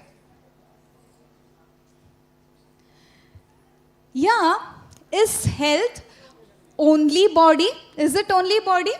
Is it only body? No, it includes mind also. How many of us here have been suffering from lack of focus, mental clarity, that drive to achieve something, or maybe stress and anxiety? Do we all experience this at least at some point of time? Yes or no? We all are stressed, right? A small kid is stressed because it has an UKG exam. A youngster is stressed because boyfriend is not responding. An elder is stressed because boss is shouting. We all are stressed or anxious at some point of time. And if there is some molecule which can cross the blood-brain barrier in your brain, it is only lipid. And what better way than that excessive medhya drug, intellect promoter, ghee, than to make use of this. Make use of ghee to improve clarity, change your mental parameters, be more calmer, and help in achieving. Are you still convinced ghee is a bane or I shouldn't be using? Is there something more I need to convince you with? Then the last slide is definitely going to do the trick. Ghee in weight loss. We all know that, right? The nutritionists, again, the first thing that they ask you to stop in your diet would be what? If you go for a weight loss program. Ghee, right? Who wants to take ghee? What are you telling, ma'am? Do you at least take? What are you telling? See, the basic important factor what we forget is the fat cells are being shrunk, or the ghee having essential fatty acids component is able to shrink your fat cells, and it helps in fat metabolism, therefore gives you energy through fat cells, which nothing else does. All these, what do you say, that steamers and packs, what it does from outside, that ghee does it from inside. In the required quantity, when you do it as a daily ritual, it is going to singe your waist, definitely. So don't waste the ghee in your plate. Always take at least 1 or 1.5 teaspoon of ghee in hot food. It should melt. When you put it into your hot food, whatever it is, it should melt. You should enjoy the flavor, enjoy the smell of it. That's how it is going to bring in so many benefits in your life. So concluding, before I conclude, I think we all have understood diet or ahara is just like your bank account. You know, good food choices are like good investments. You all are a smart audience. I know you would want to make good investments in your health, so choose wisely. Choose what you put into your mouth, what you put into your plate. So this would be concluding statement. But the takeaways is, ghee is nature's gold in a small jar. It not only fuels your body, but definitely fuels your soul too. So include the spoonfulness of goodness into your lives, into your happiness, into your joy, and into your plate. Ahara, the most important Trayopasthambas of Ayurveda, is not only what you put into your mouth or body. Ahara is definitely what you put into your thoughts also, what you put into your mind also. Because what your thoughts are, so your beliefs are. If your beliefs are strong, you can achieve anything that you set into. You all are a beautiful audience. You are the yuva who are change makers in the industry. Change makers of your own health, transformation makers of your own health. So achieve everything that you want to. Wishing loads of abundance to every one of you. Go shine. Thank you so much for this opportunity. Definitely, please.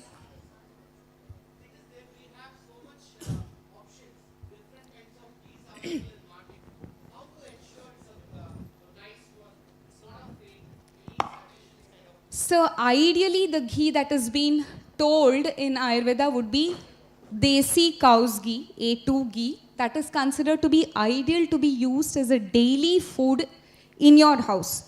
Okay, so 1 or 1.5 teaspoon would be hardly 5 grams, not more than that, as a daily ritual in your hot food. See, that is the best way. But specifically when we are speaking about any diseases, as I mentioned, which ghee can cure, I would suggest you visit your Ayurveda Vaidya. Basically because there are too many things that we need to consider, depending on your digestive fire, depending on the symptoms that you have, depending on how you're able to assimilate. A2 ghee is the best, sir. If you're daily...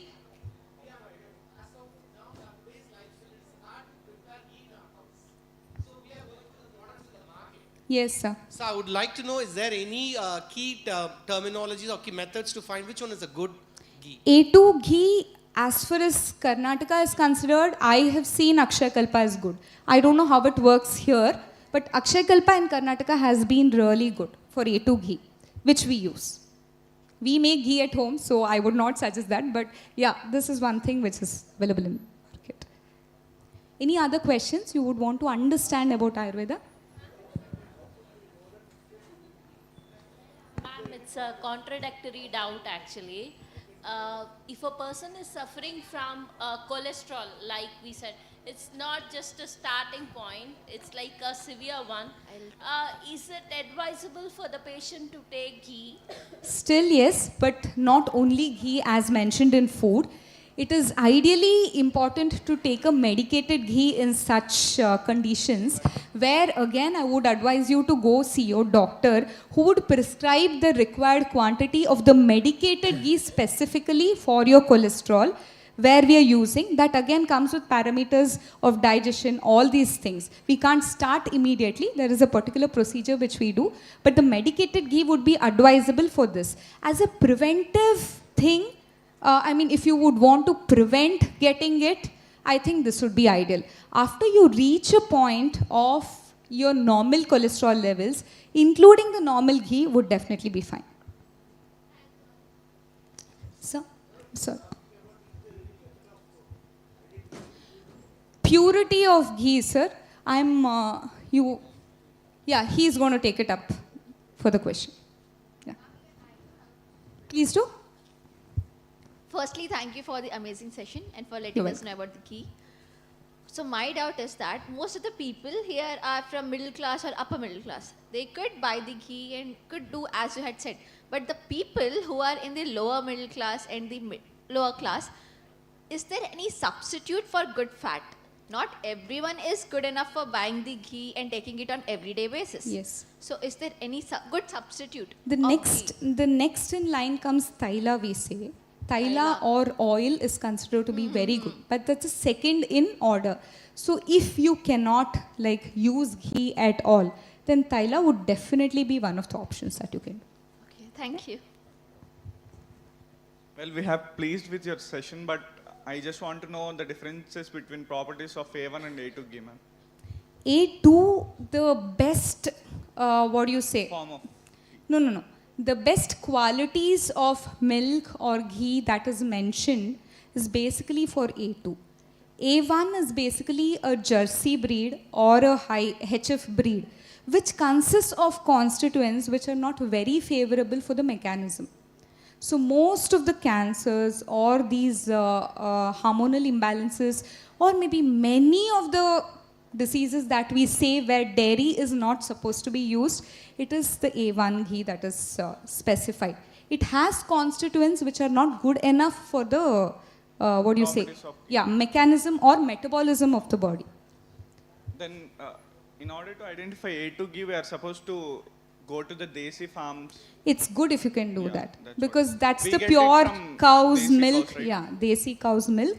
The ghee that is prepared out of only Desi cow's milk, not mixing the HF milk, only the Desi cow's milk. If you have seen, that's when you can identify it's made well.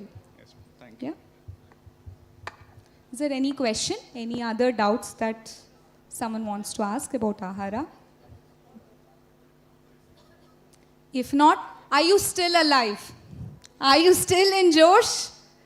Yes or no? I can't hear you. Go ahead, tell me an yes or no at least. Are you still in Josh? So then I pass on it to the Dr. Sadhana. Thank you so much.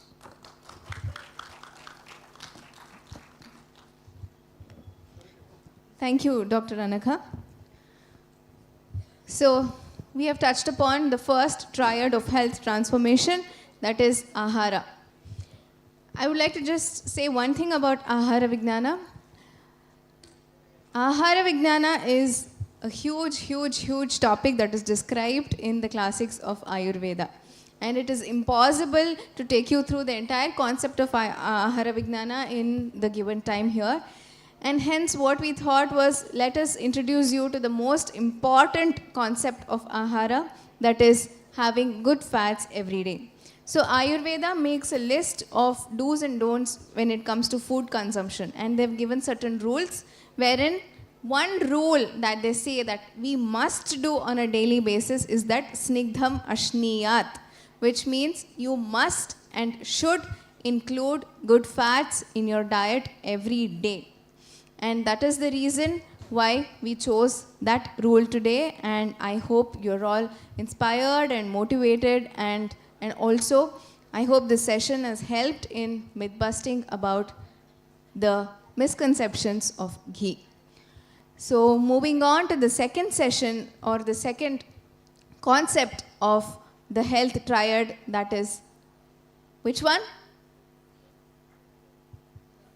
Nidra, or sleep. Absolutely. So the first one was ahara. Now we are going to talk something about nidra. So again, Ayurveda considers nidra as a basic pillar of health. And interestingly, in Ayurveda, nidra is described as bhuta dhatri. So what does this mean? What does the word bhuta mean? Is it something scary? Is it something to do with devils or ghosts? Bhut? No. In Sanskrit language, it simply means all living creatures. And dhatri means a very, very loving, protective, and nourishing mother. So it is very interesting to know that sleep is considered as a nourishing, protecting, and loving mother that can take care of all of us. And that is why it is regarded as a pillar of health. Again, I would like to bring your attention to certain scientific facts about the importance of sleep. So this is the screenshot of a book actually. It is written by Why We Sleep by Matthew Walker. I don't know if you've heard of the name Matthew Walker. He is a very, very renowned neuroscientist. He's a British neuroscientist who has extensively worked on the effect of sleep on human body and also human mind. So it is from this book that I've chosen this part to read it out for you. So very briefly, you can quickly take your attention through this. So he says, routinely sleeping less than 6 or 7 hours a night demolishes your immune system. So if you're someone who is working to increase your immunity, then the first thing you should focus on is your sleep.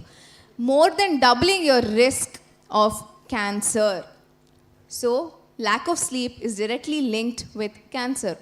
Insufficient sleep is a key lifestyle factor determining whether or not you will develop Alzheimer's disease. So these days, Alzheimer's disease is a very prevalent nervous system disorder, and then he directly links it with lack of sleep. Inadequate sleep, even moderate reductions for just 1 week, disrupts blood sugar levels so profoundly that you would be classified as pre-diabetic. Can you believe it? Even if you don't sleep the right way for a week, just a week is enough to disrupt your blood sugar levels, and it can make you pre-diabetic. Short sleeping increases the likelihood of your coronary arteries becoming blocked and brittle, setting you on a path towards cardiovascular disease, stroke, and congestive heart failures. So sleep is something that we have to seriously consider in our lifestyle, because this is the impact that it has on health. It can directly make you susceptible for a heart attack. Fitting Charlotte Brown's prophetic wisdom that a ruffled mind makes a restless pillow, sleep disruption further contributes to all major psychiatric conditions, including depression, anxiety, and suicidality. So these days, in the name of night outs, in the name of being a night owl, in the name of working in the night, where are we heading to? We just think that even if we skip night sleep, we can compensate it during the day and feel better. My dear friends, no, it doesn't happen. Night sleep is considered as bhuta dhatri. Only night sleep can give you all benefits that the sleep can give. But if you think you can compensate it during the day, then it is again a myth. Day sleep is not equal to your night sleep. Perhaps you have also noticed a desire to eat more when you're tired, right? So this is no coincidence. too little sleep, it swells your concentrations of a hormone that makes you feel hungry while suppressing a companion hormone that otherwise signals food satisfaction. So food craving is such a grave problem today. We don't know the cause, and the cause is here. That improper sleep cycles, it gives you untimely food cravings and it makes you eat more and more. Downstairs in the body, sleep restocks the armory of our immune system, helping fight malignancy, that is cancer, preventing infection and warding off all manner of sickness. Sleep reforms the body's metabolic state by fine-tuning the balance of insulin and circulating glucose. It also regulates our appetite. It helps control body weight. This is another point that we would be interested in knowing. Yes, proper sleep cycles helps in maintaining and regulating our body weight. Plentiful sleep maintains a flourishing microbiome with your gut, from which we know so much of our nutritional health begins. Adequate sleep is intimately tied to the fitness of our cardiovascular system, lowering blood pressure while keeping our hearts in the fine condition. So this was by the famous neuroscientist Matthew Walker. This is another short, brief clipping or brief statements that I've picked up from a very popular podcast by Dr. Mark Hyman. He's another great scientist. He says, when our body sleeps, that is when our brain takes out all the garbage from it. So if you want to detox your brain, if you want to rejuvenate your brain cells, if you want to become more active and more intelligent, more wise, then the only way to do it is through your sleep, because he clarifies that it is only during your sleep that your body actually removes the waste from your brain. Even though brain is only 2% of the body weight, it uses 20% of energy during the day, as there is a lot of metabolic activity that is going on. So obviously lot of metabolic toxins build up in the brain, and brain can flush out these toxins only in the deeper states of sleep. If we don't get proper enough sleep, then our brain cannot flush out these toxin buildup. It cannot clear out the garbage like the metabolic byproducts, inflammatory molecules, misfolded proteins, and all the unnecessary things that build up in the brain during the day. So what happens? These toxins over a period of time, they cause impairment in cognition, our comprehension, our memory, mood, and skill development. So all the mental factors are disturbed, and all the faculties of the mind, of the brain are disturbed if we don't give it enough sleep. So getting sleep in the night is extremely important, is what he concludes his podcast with. But dear friends, a sincere question. How many of us have taken sleep this seriously? Do we sleep on time? Do we wake up on time? What do we do before sleeping? What do we do immediately after waking up? Screen. Scroll, scroll, scroll, sleep, wake up, continue. Right? Is this the healthy way? Do you think by sleeping in this fashion you will be able to derive all the benefits of sleep? Well, Ayurveda is here to help us and tell us how to sleep, how much to sleep, when to sleep, when to wake up, so that it can act as your nourishing mother, helping you heal and rejuvenate on a daily basis. So are you interested to know more about sleep? Over to Dr. Vidya Rajan to take us through the second triad of health transformation, that is sleep.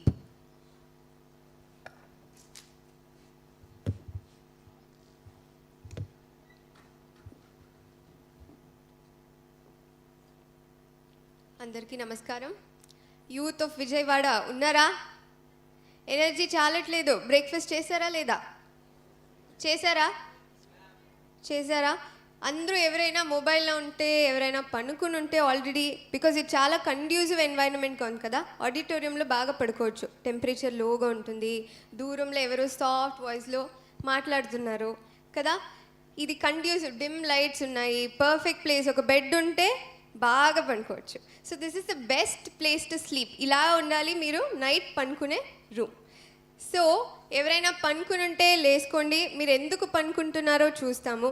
So we'll understand sleep. అందరికీ English okay కదా? Okay కదా? So we'll understand why we sleep. Have you ever given a thought? Why do you require sleep? Why do you sleep, first of all? Anybody has an answer? Why do we require to sleep?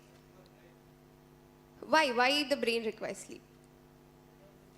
Can't you go without sleep? That's how we are designed, right? As soon as the sun rises, we rise, we wake, we work. So as in when the sun sets, it's dark, we go back to bed. It's something which is very simple. This is nothing but the science of sleep. So this is how we have been doing from ages to ages. All our ancestors, all the human race, the entire human race has been sleeping this way. So now it's become totally different, right? So thanks to Thomas Alva Edison, right? So, since the time the bulb was introduced and electricity was introduced, we have built these nice homes, put on all the multiple lights. As soon as you get up, do you go outside? Anybody having a habit of going for a morning walk, looking into the sun? Anybody? No, right? As soon as you get up, we have poor ventilations, we have overpopulated area, we don't have the really good houses where the real sunlight comes, right? So even in the mornings, we are always living with the artificial lights, right? Do you think this gives a sense of goodness, this artificial light? No, right? So it's comparatively dim. Whatever the bright light you see from the outside and inside, it's comparatively dim. Okay, so as and when the evening happens, as and when the sun sets, our ancestors said goodbye to the day, went back to sleep, just recovered and came back next day all strong to hunt, to eat, to metabolize. But what are we doing as soon as it becomes evening? Time to watch serials, Big Boss, IPL, weekends, weekdays, we have different programs, right? So we always are living with the blue lights on in front of us 24/7. So thanks to this blue light, it's totally impairing your hormonal system, and that is why we are trapped. So do you think the light is somehow related to sleep? Anybody having an idea? Is light in any ways related to your sleep? Yes or no? Quickly, how? We have different lights, right? The Vibgayar, right? The yellow light, red light, blue light. Everything has got its own significance. Why does a mobile have a blue light? Why does the sun gives us a diffuse white light? Okay, so to know all of this, we'll quickly jump into today's how to sleep better every night. As Dr. Sadhana ma'am said, yes, sleep is that which we are programmed from ages to ages to sleep only at bedtime. So sleeping right at bedtime, what is the total toolkit to it? Let's know. So I just want to take through a small story, a simple analogy. Let's consider this mug of water to be your body. Okay, so every day you require some food, some sleep, some recovery so that you're ready for the day. You have to go to the class, you have to go to the office, perform all your activities. So all of the energies that you're putting in will be utilized. Suppose you don't eat a day, can you perform well? No, right? Suppose if you're traveling overnight, night journey maadi bandidre, or night journey chesunte, morning active ga untunda? Ledhu kada. So every day you require all of these. Sleep undali, nutrition undali, all of these three pillars మేము ఏం చెప్తున్నామో. If this is not taken in an appropriate manner, అప్పుడు మీ activities అన్నీ తగ్గిపోతుంది, మీ performance అన్నీ తగ్గిపోతుంది. Suppose what happens, మీరు proper sleep చేయట్లేదు morning. If you are not, what does it mean by a mindful morning? As though like everybody should have a particular routine, right? So if this routine is not formed until you're becoming 20 years, 30 years, 40 years aina kuda meeki oka mindful morning routine ledante appudu ee body nunchi manam ese water proper nutrition kaakapochu, proper sleep duration kaakapochu. So appudu deen nunchi leak avadam start avutundi. So leak ayi water ellipote, so then you are left out with very little energy for all of your activities, which directly shows with your performance, right? Manam dreams lo panukunnappudu every guy will feel like he's a Mahesh Babu kind of energy, right? So as soon as you get up in the morning, you again be whatever you are. You're not the Mahesh Babu kind of energy, right? Why does that happen? Everybody can imagine, right? Dreams low, we can be anything. We can be ultimately like the superheroes, superheroines. But as soon as you come, the reality is you. Because you're not putting the right amount of sleep, nutrition, this will directly leak in your performance, this is not negotiable. Recovery is not at all negotiable. Either you sleep right now so that your health is proper, or else you become sick and then also you have to give your time there. So you have two choices in your hand. Either make a right choice to sleep right, or you make a right choice to give your time for the sickness. So I would say among all the triads, the sleep stands with high focus, or it is like the superpower. Why I'll say? You can go without food for 2 or 3 days, with limited food, with raw food, with fruits, with water, you can fast, and you'll be totally fine. Right? So till 20 years, 30 years, 40 years, you wouldn't have exercised at all, but still you're totally fine. So what happens if you don't sleep for one night? Somehow you're cribbing, right? Next morning, somehow, how can I catch that sleep? How can I get that extra sleep? Or you keep on complaining, I didn't sleep the night, so that I need to catch up with the sleep the next night. So you're not totally fine with the sleep. So what I would say is, consider your body. Ask yourself when you get up in the mindful mornings, whether I'm feeling full of energy today. What should I do to fill this bowl full of energy? What should I put into this body to put it into complete performance? Right? So as youth, you will have a lot of energy, right? So you want to do everything that is possible. Your soul wants to go and conquer the world. And you don't want anybody telling you can't do this, you can't do this, right? You totally deny it. But what happens if your body is not supportive or not properly guided? Then it becomes still a dream. Every day you go back, keep it in your dreams, and in the reality you still be the same person with little amount of performance. So that's why I say sleep is like multifaceted. See, the science of sleep is very simple. All like 1/3 of all our lives on this earth, we spend sleeping. Okay, so why do we sleep is, we are totally in parallelly connected with the universe. As in when the sun rises, there is an internal clock which everybody's got. There is an internal time ticking in your body, like an atom bomb, right? So we are born at the right time, we are gone at the right time. So there is a timing for everybody which is already fixed. There is this internal timing. So if you want to correct something, you have to correct from within. You have to connect with yourself, because this body is almost like a 3-dimensional thing. What we see is only the body that we perceive. What about the mind and soul? What if I asked you, where's your mind and soul? Will you be able to answer? Where is your mind? Can anybody answer? Are you connected with your mind? Mindful mornings. Are you really connected with your mind? What's happening within your mind? Are you really doing it? Or you're just following what others are telling you to follow? Are you listening to whatever your inner voice is telling you? No, right? So always you should give some time to listen to what is your inner voice really seeking to do. So I would say superpower is your sleep. It helps you focus. It is like a very good trauma release. It's a immune booster, nootropic, hormone augmentation, and emotional stabilizer. Why I tell you? So as soon as we get up at whatever time, maybe you might get up at 6 a.m. in the morning or 10 a.m. in the morning. So for the person who gets up at 6 a.m., he'll have a different kind of energy throughout the day compared to whoever gets up at 10 a.m. Right? So it's very good. Why? Because you rise with the sun, and the sun is like a superpower, because the diffuse lights of the early sunrise. Why do we trek these days? All the youth, anybody interested in trekking mountains? Anybody, why do you want to trek? What kind of a feel it is? Anybody who's done trekking? Anybody, what do you feel? You feel that sense of happiness, right? The moment your body is exposed to sunrise, it'll thank you, it'll secrete a lot of happy hormones, I'll tell you. So that's why you feel so good, and that light is a diffuse white light. So once that is hitting your eye, it reaches something called as your retinal cells. And once these retinal cells are triggered, it stimulates the pineal gland in your brain to switch off the melatonin, which is responsible for sleep. And slowly your body temperature raises. there is one more hormone called as cortisol, which is responsible for all of your activities, and slowly you begin your activities. So that's how it's like, it's the human body, don't you think it's a magical laboratory? It's totally not understood completely, right? Every now and then we come up, we're like, oh wow, this is also there. This can also be done. That can also be done. So there are newer facts discovered every other day, right?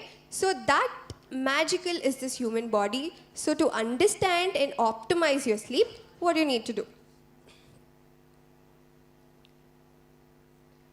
So very simply put, we'll understand like what is the purpose of sleep. Why do you think we have to sleep? We'll come back to the basic question. As per Ayurveda, it is said, Tamo bhava, Shleshma samudbhava, Vyadi samutthaya. See, it's very easy. I'll put it very simple. So when it is dark, do you feel like sleeping? Yeah? When you feel very dull, low, you want to cry, do you sleep? Do you sleep? When you get up, how do you feel? You totally forget about it, right? Whoever caused you to, to cry, you totally forgive that person and forget about it. That's how refreshed you are. You're ready for the new beginning. Whenever you're sick, do you feel to sleep? Okay, whenever you're in the auditorium, you feel to sleep? Yes, right? With this environment given, you almost feel like sleeping, right? Whenever something is good happening or bad happening, your easy escape place is to sleep, right? So that's how the human body is designed. So we'll come into three basic purposes of why we need optimal amount of sleep. The very first thing, as ma'am said, the detox of the brain. So as in when you're doing numerous activities in day in and out, right? There are so numerable neurological activities that you're doing in and out. So this releases a lot of metabolic waste. So as soon as you sleep, what happens? Your brain starts to shrink almost to 60%. It squeezes itself. So when it squeezes itself, all the lymphatic systems or all the metabolic waste that's getting accumulated will enter into the lymphatic system, and totally it sheds off the waste. That is the first important purpose why you have to sleep. What does this do? This helps you recover and replenish so that the brain is new again to take up the newer activities. Second important thing, throughout the day you might be meeting too many people, too many faces, figures, facts, new things. You've learned some new language, sport. You're doing numerous other activities. So what happens? All of this should stay in your memory, right? So it tries to connect whatever you're going through your everyday. It's simply like whatever you've been doing all of these years, it gets added up with whatever you're doing in this 24-hour day. So it tries to connect the facts so that your memory becomes intact. Okay, that's the second most important purpose why we have to sleep.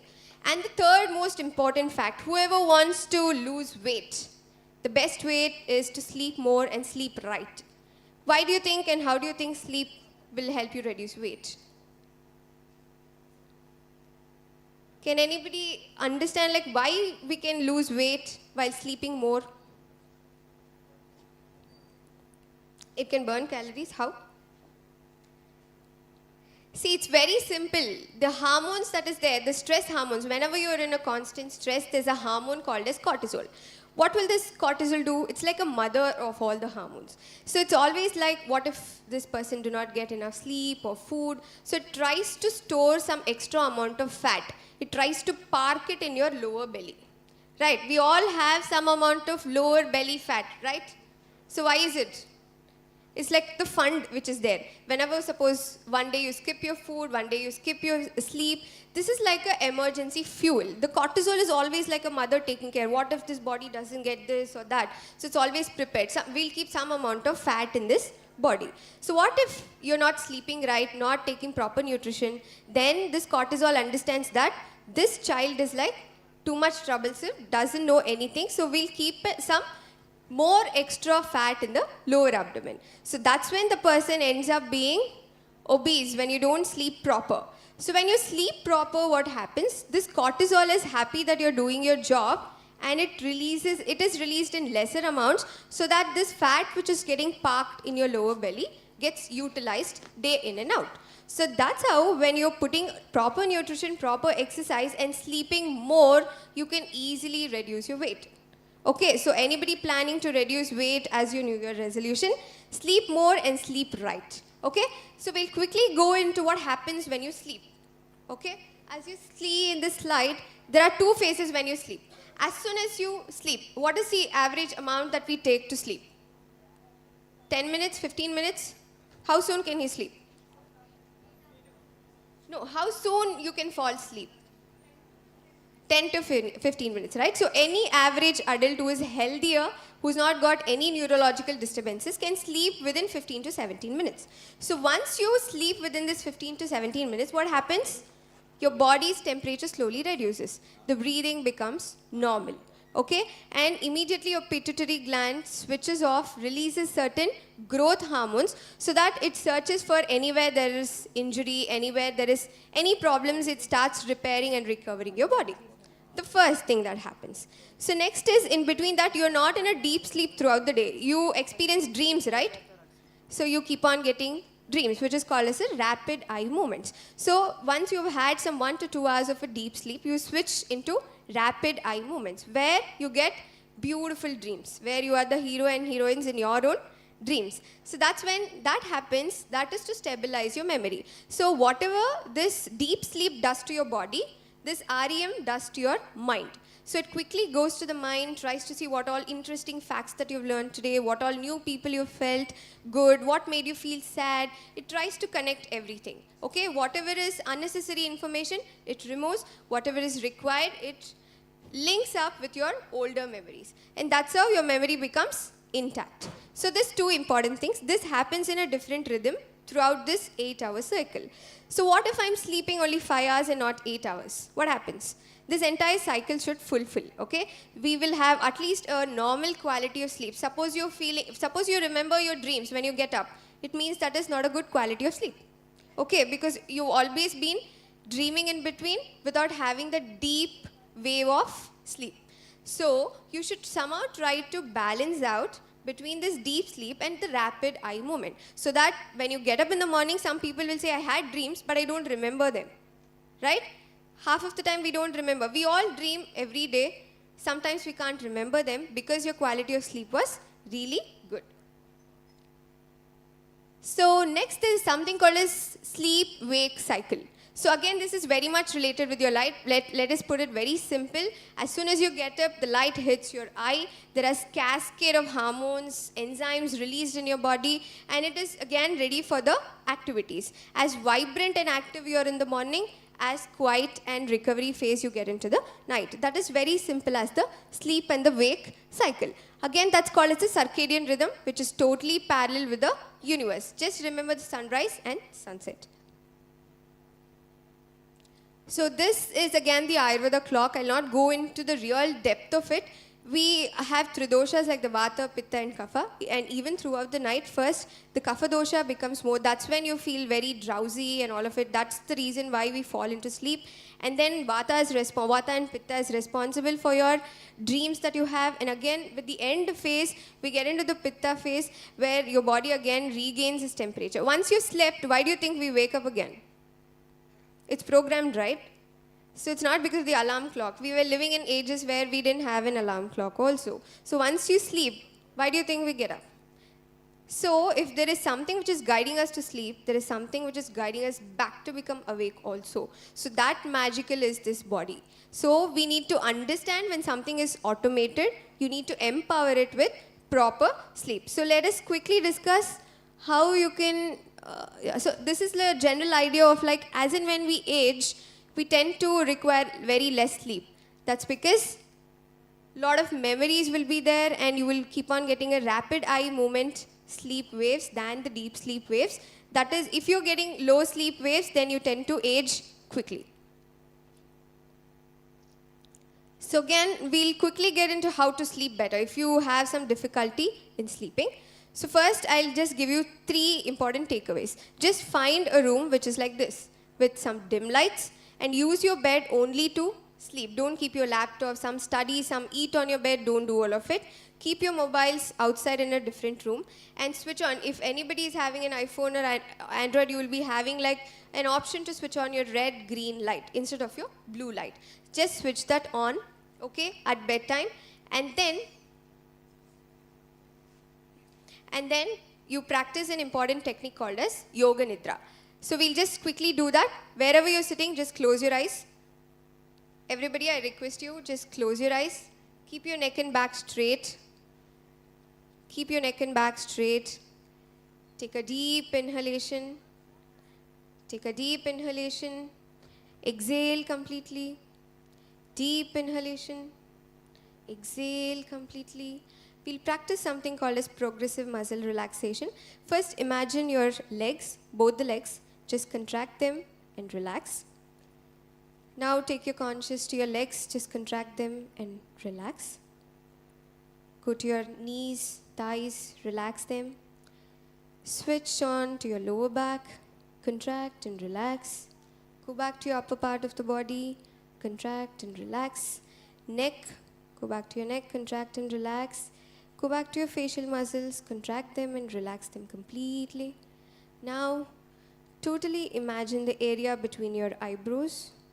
Imagine yourself, if you can imagine your entire self, sitting in between your eyebrows at the Agnya Chakra. Just imagine yourself and take a deep inhalation, deep exhalation, deep inhalation, and deep exhalation. Take a deep inhalation and loudly we'll chant Omkara while exhalation now. Deep inhalation. Exhale, chant Omkara. Om. You can chant loudly. Om.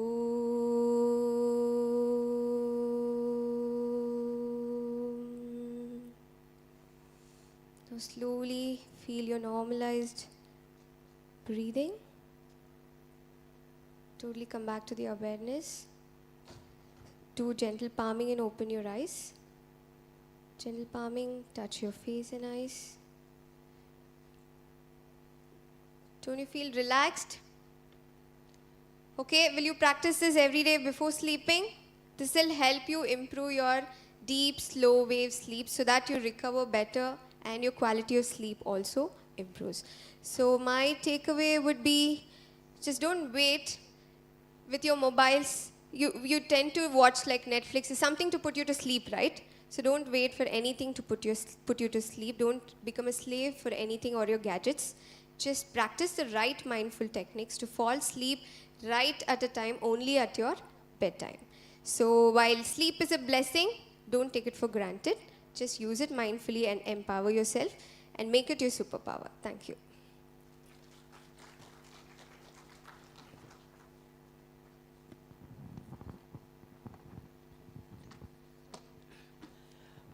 Since we have a lunch break and a session with a honorable guest, so we'll continue this session again at 2 o'clock. So at 1:40 or so we'll assemble here at 2 o'clock, 2 to 2:20. So 20 minutes we'll have the remaining part of the session. Still we have more half an hour session or 20-minute session that we'll have, and we'll conclude that.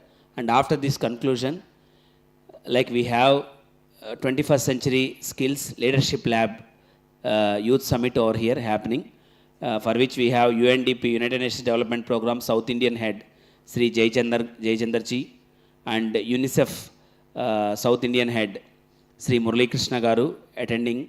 So many prominent people are attending the session. So please do join us. Thank you. Thanks a lot. See you. And thanks to all the esteemed guests for the wonderful mindful morning sessions. On behalf of Department of Youth Services, Government of Andhra Pradesh. Thank you.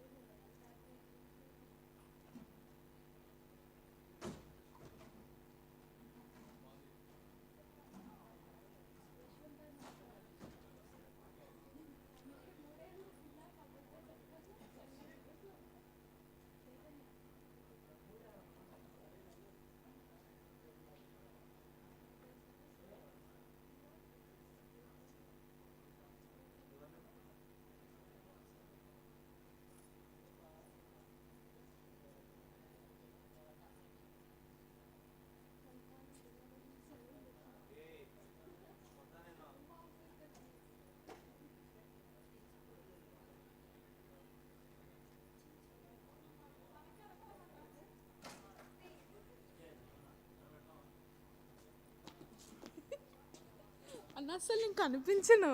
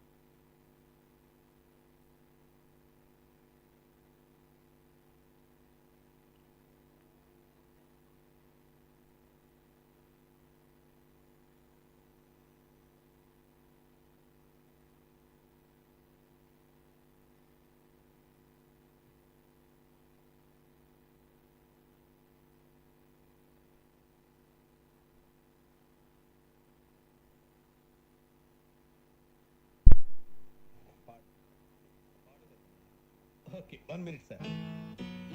తాగాలి తెలుగు గాలి తాగాలి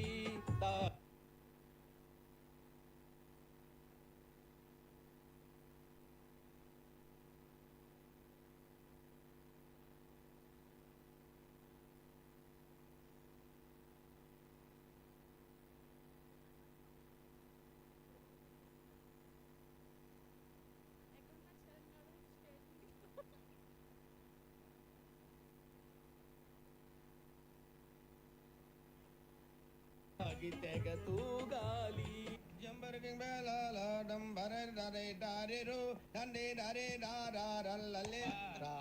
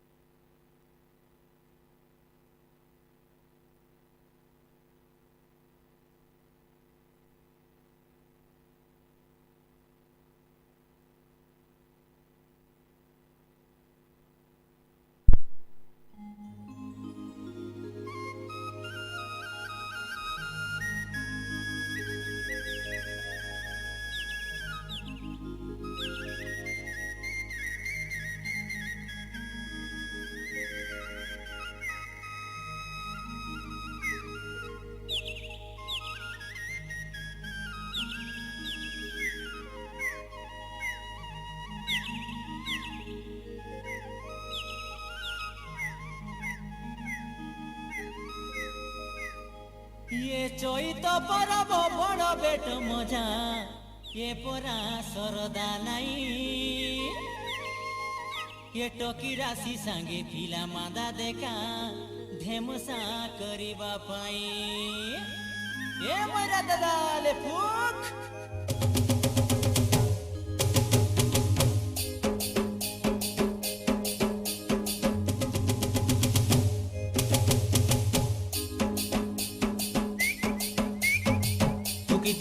talkie দিয়া ময়রা দাদারে talkie রাশিকে নাচ নাচাইবি talkie দিয়া ময়রা দাদারে talkie রাশিকে নাচ নাচাইবি এ চৈত পর্ব গীত মারি মারি ডাঁডে যাই ঠিয়া হেবি এ চৈত পর্ব গীত মারি মারি ডাঁডে যাই ঠিয়া হেবি টকি দিয়া ময়রা দাদারে টকি রাশিকে নাচ নাচাইবি ময়রা দাদারে টকি রাশিকে নাচ নাচাইবি এ চৈত পর্ব গীত মারি মারি ডাঁডে যাই ঠিয়া হেবি এ চৈত পর্ব গীত মারি মারি ডাঁডে যাই ঠিয়া হেবি টকি দিয়া ময়রা দাদারে টকি রাশিকে নাচ নাচাইবি টকি দিয়া ময়রা দাদারে টকি রাশিকে নাচ নাচাইবি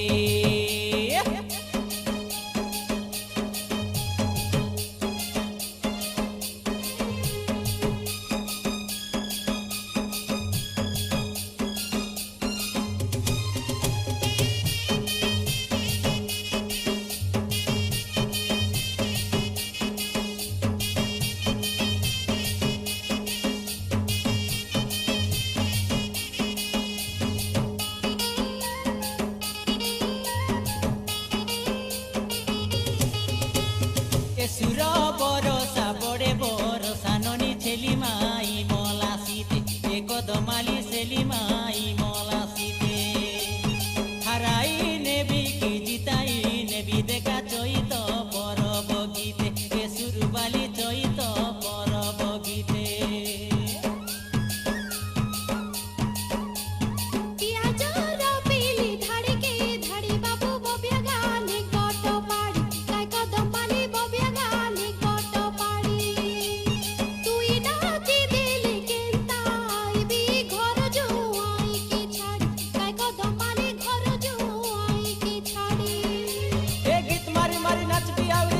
নাচাইবি এ গীত মারি মারি নাচবি আউরি সবকে নাচাইবি টকি দিয়া ময়রা দাদারে টকি রাশিকে নাচ নাচাইবি টকি দিয়া ময়রা দাদারে টকি রাশিকে নাচ নাচাইবি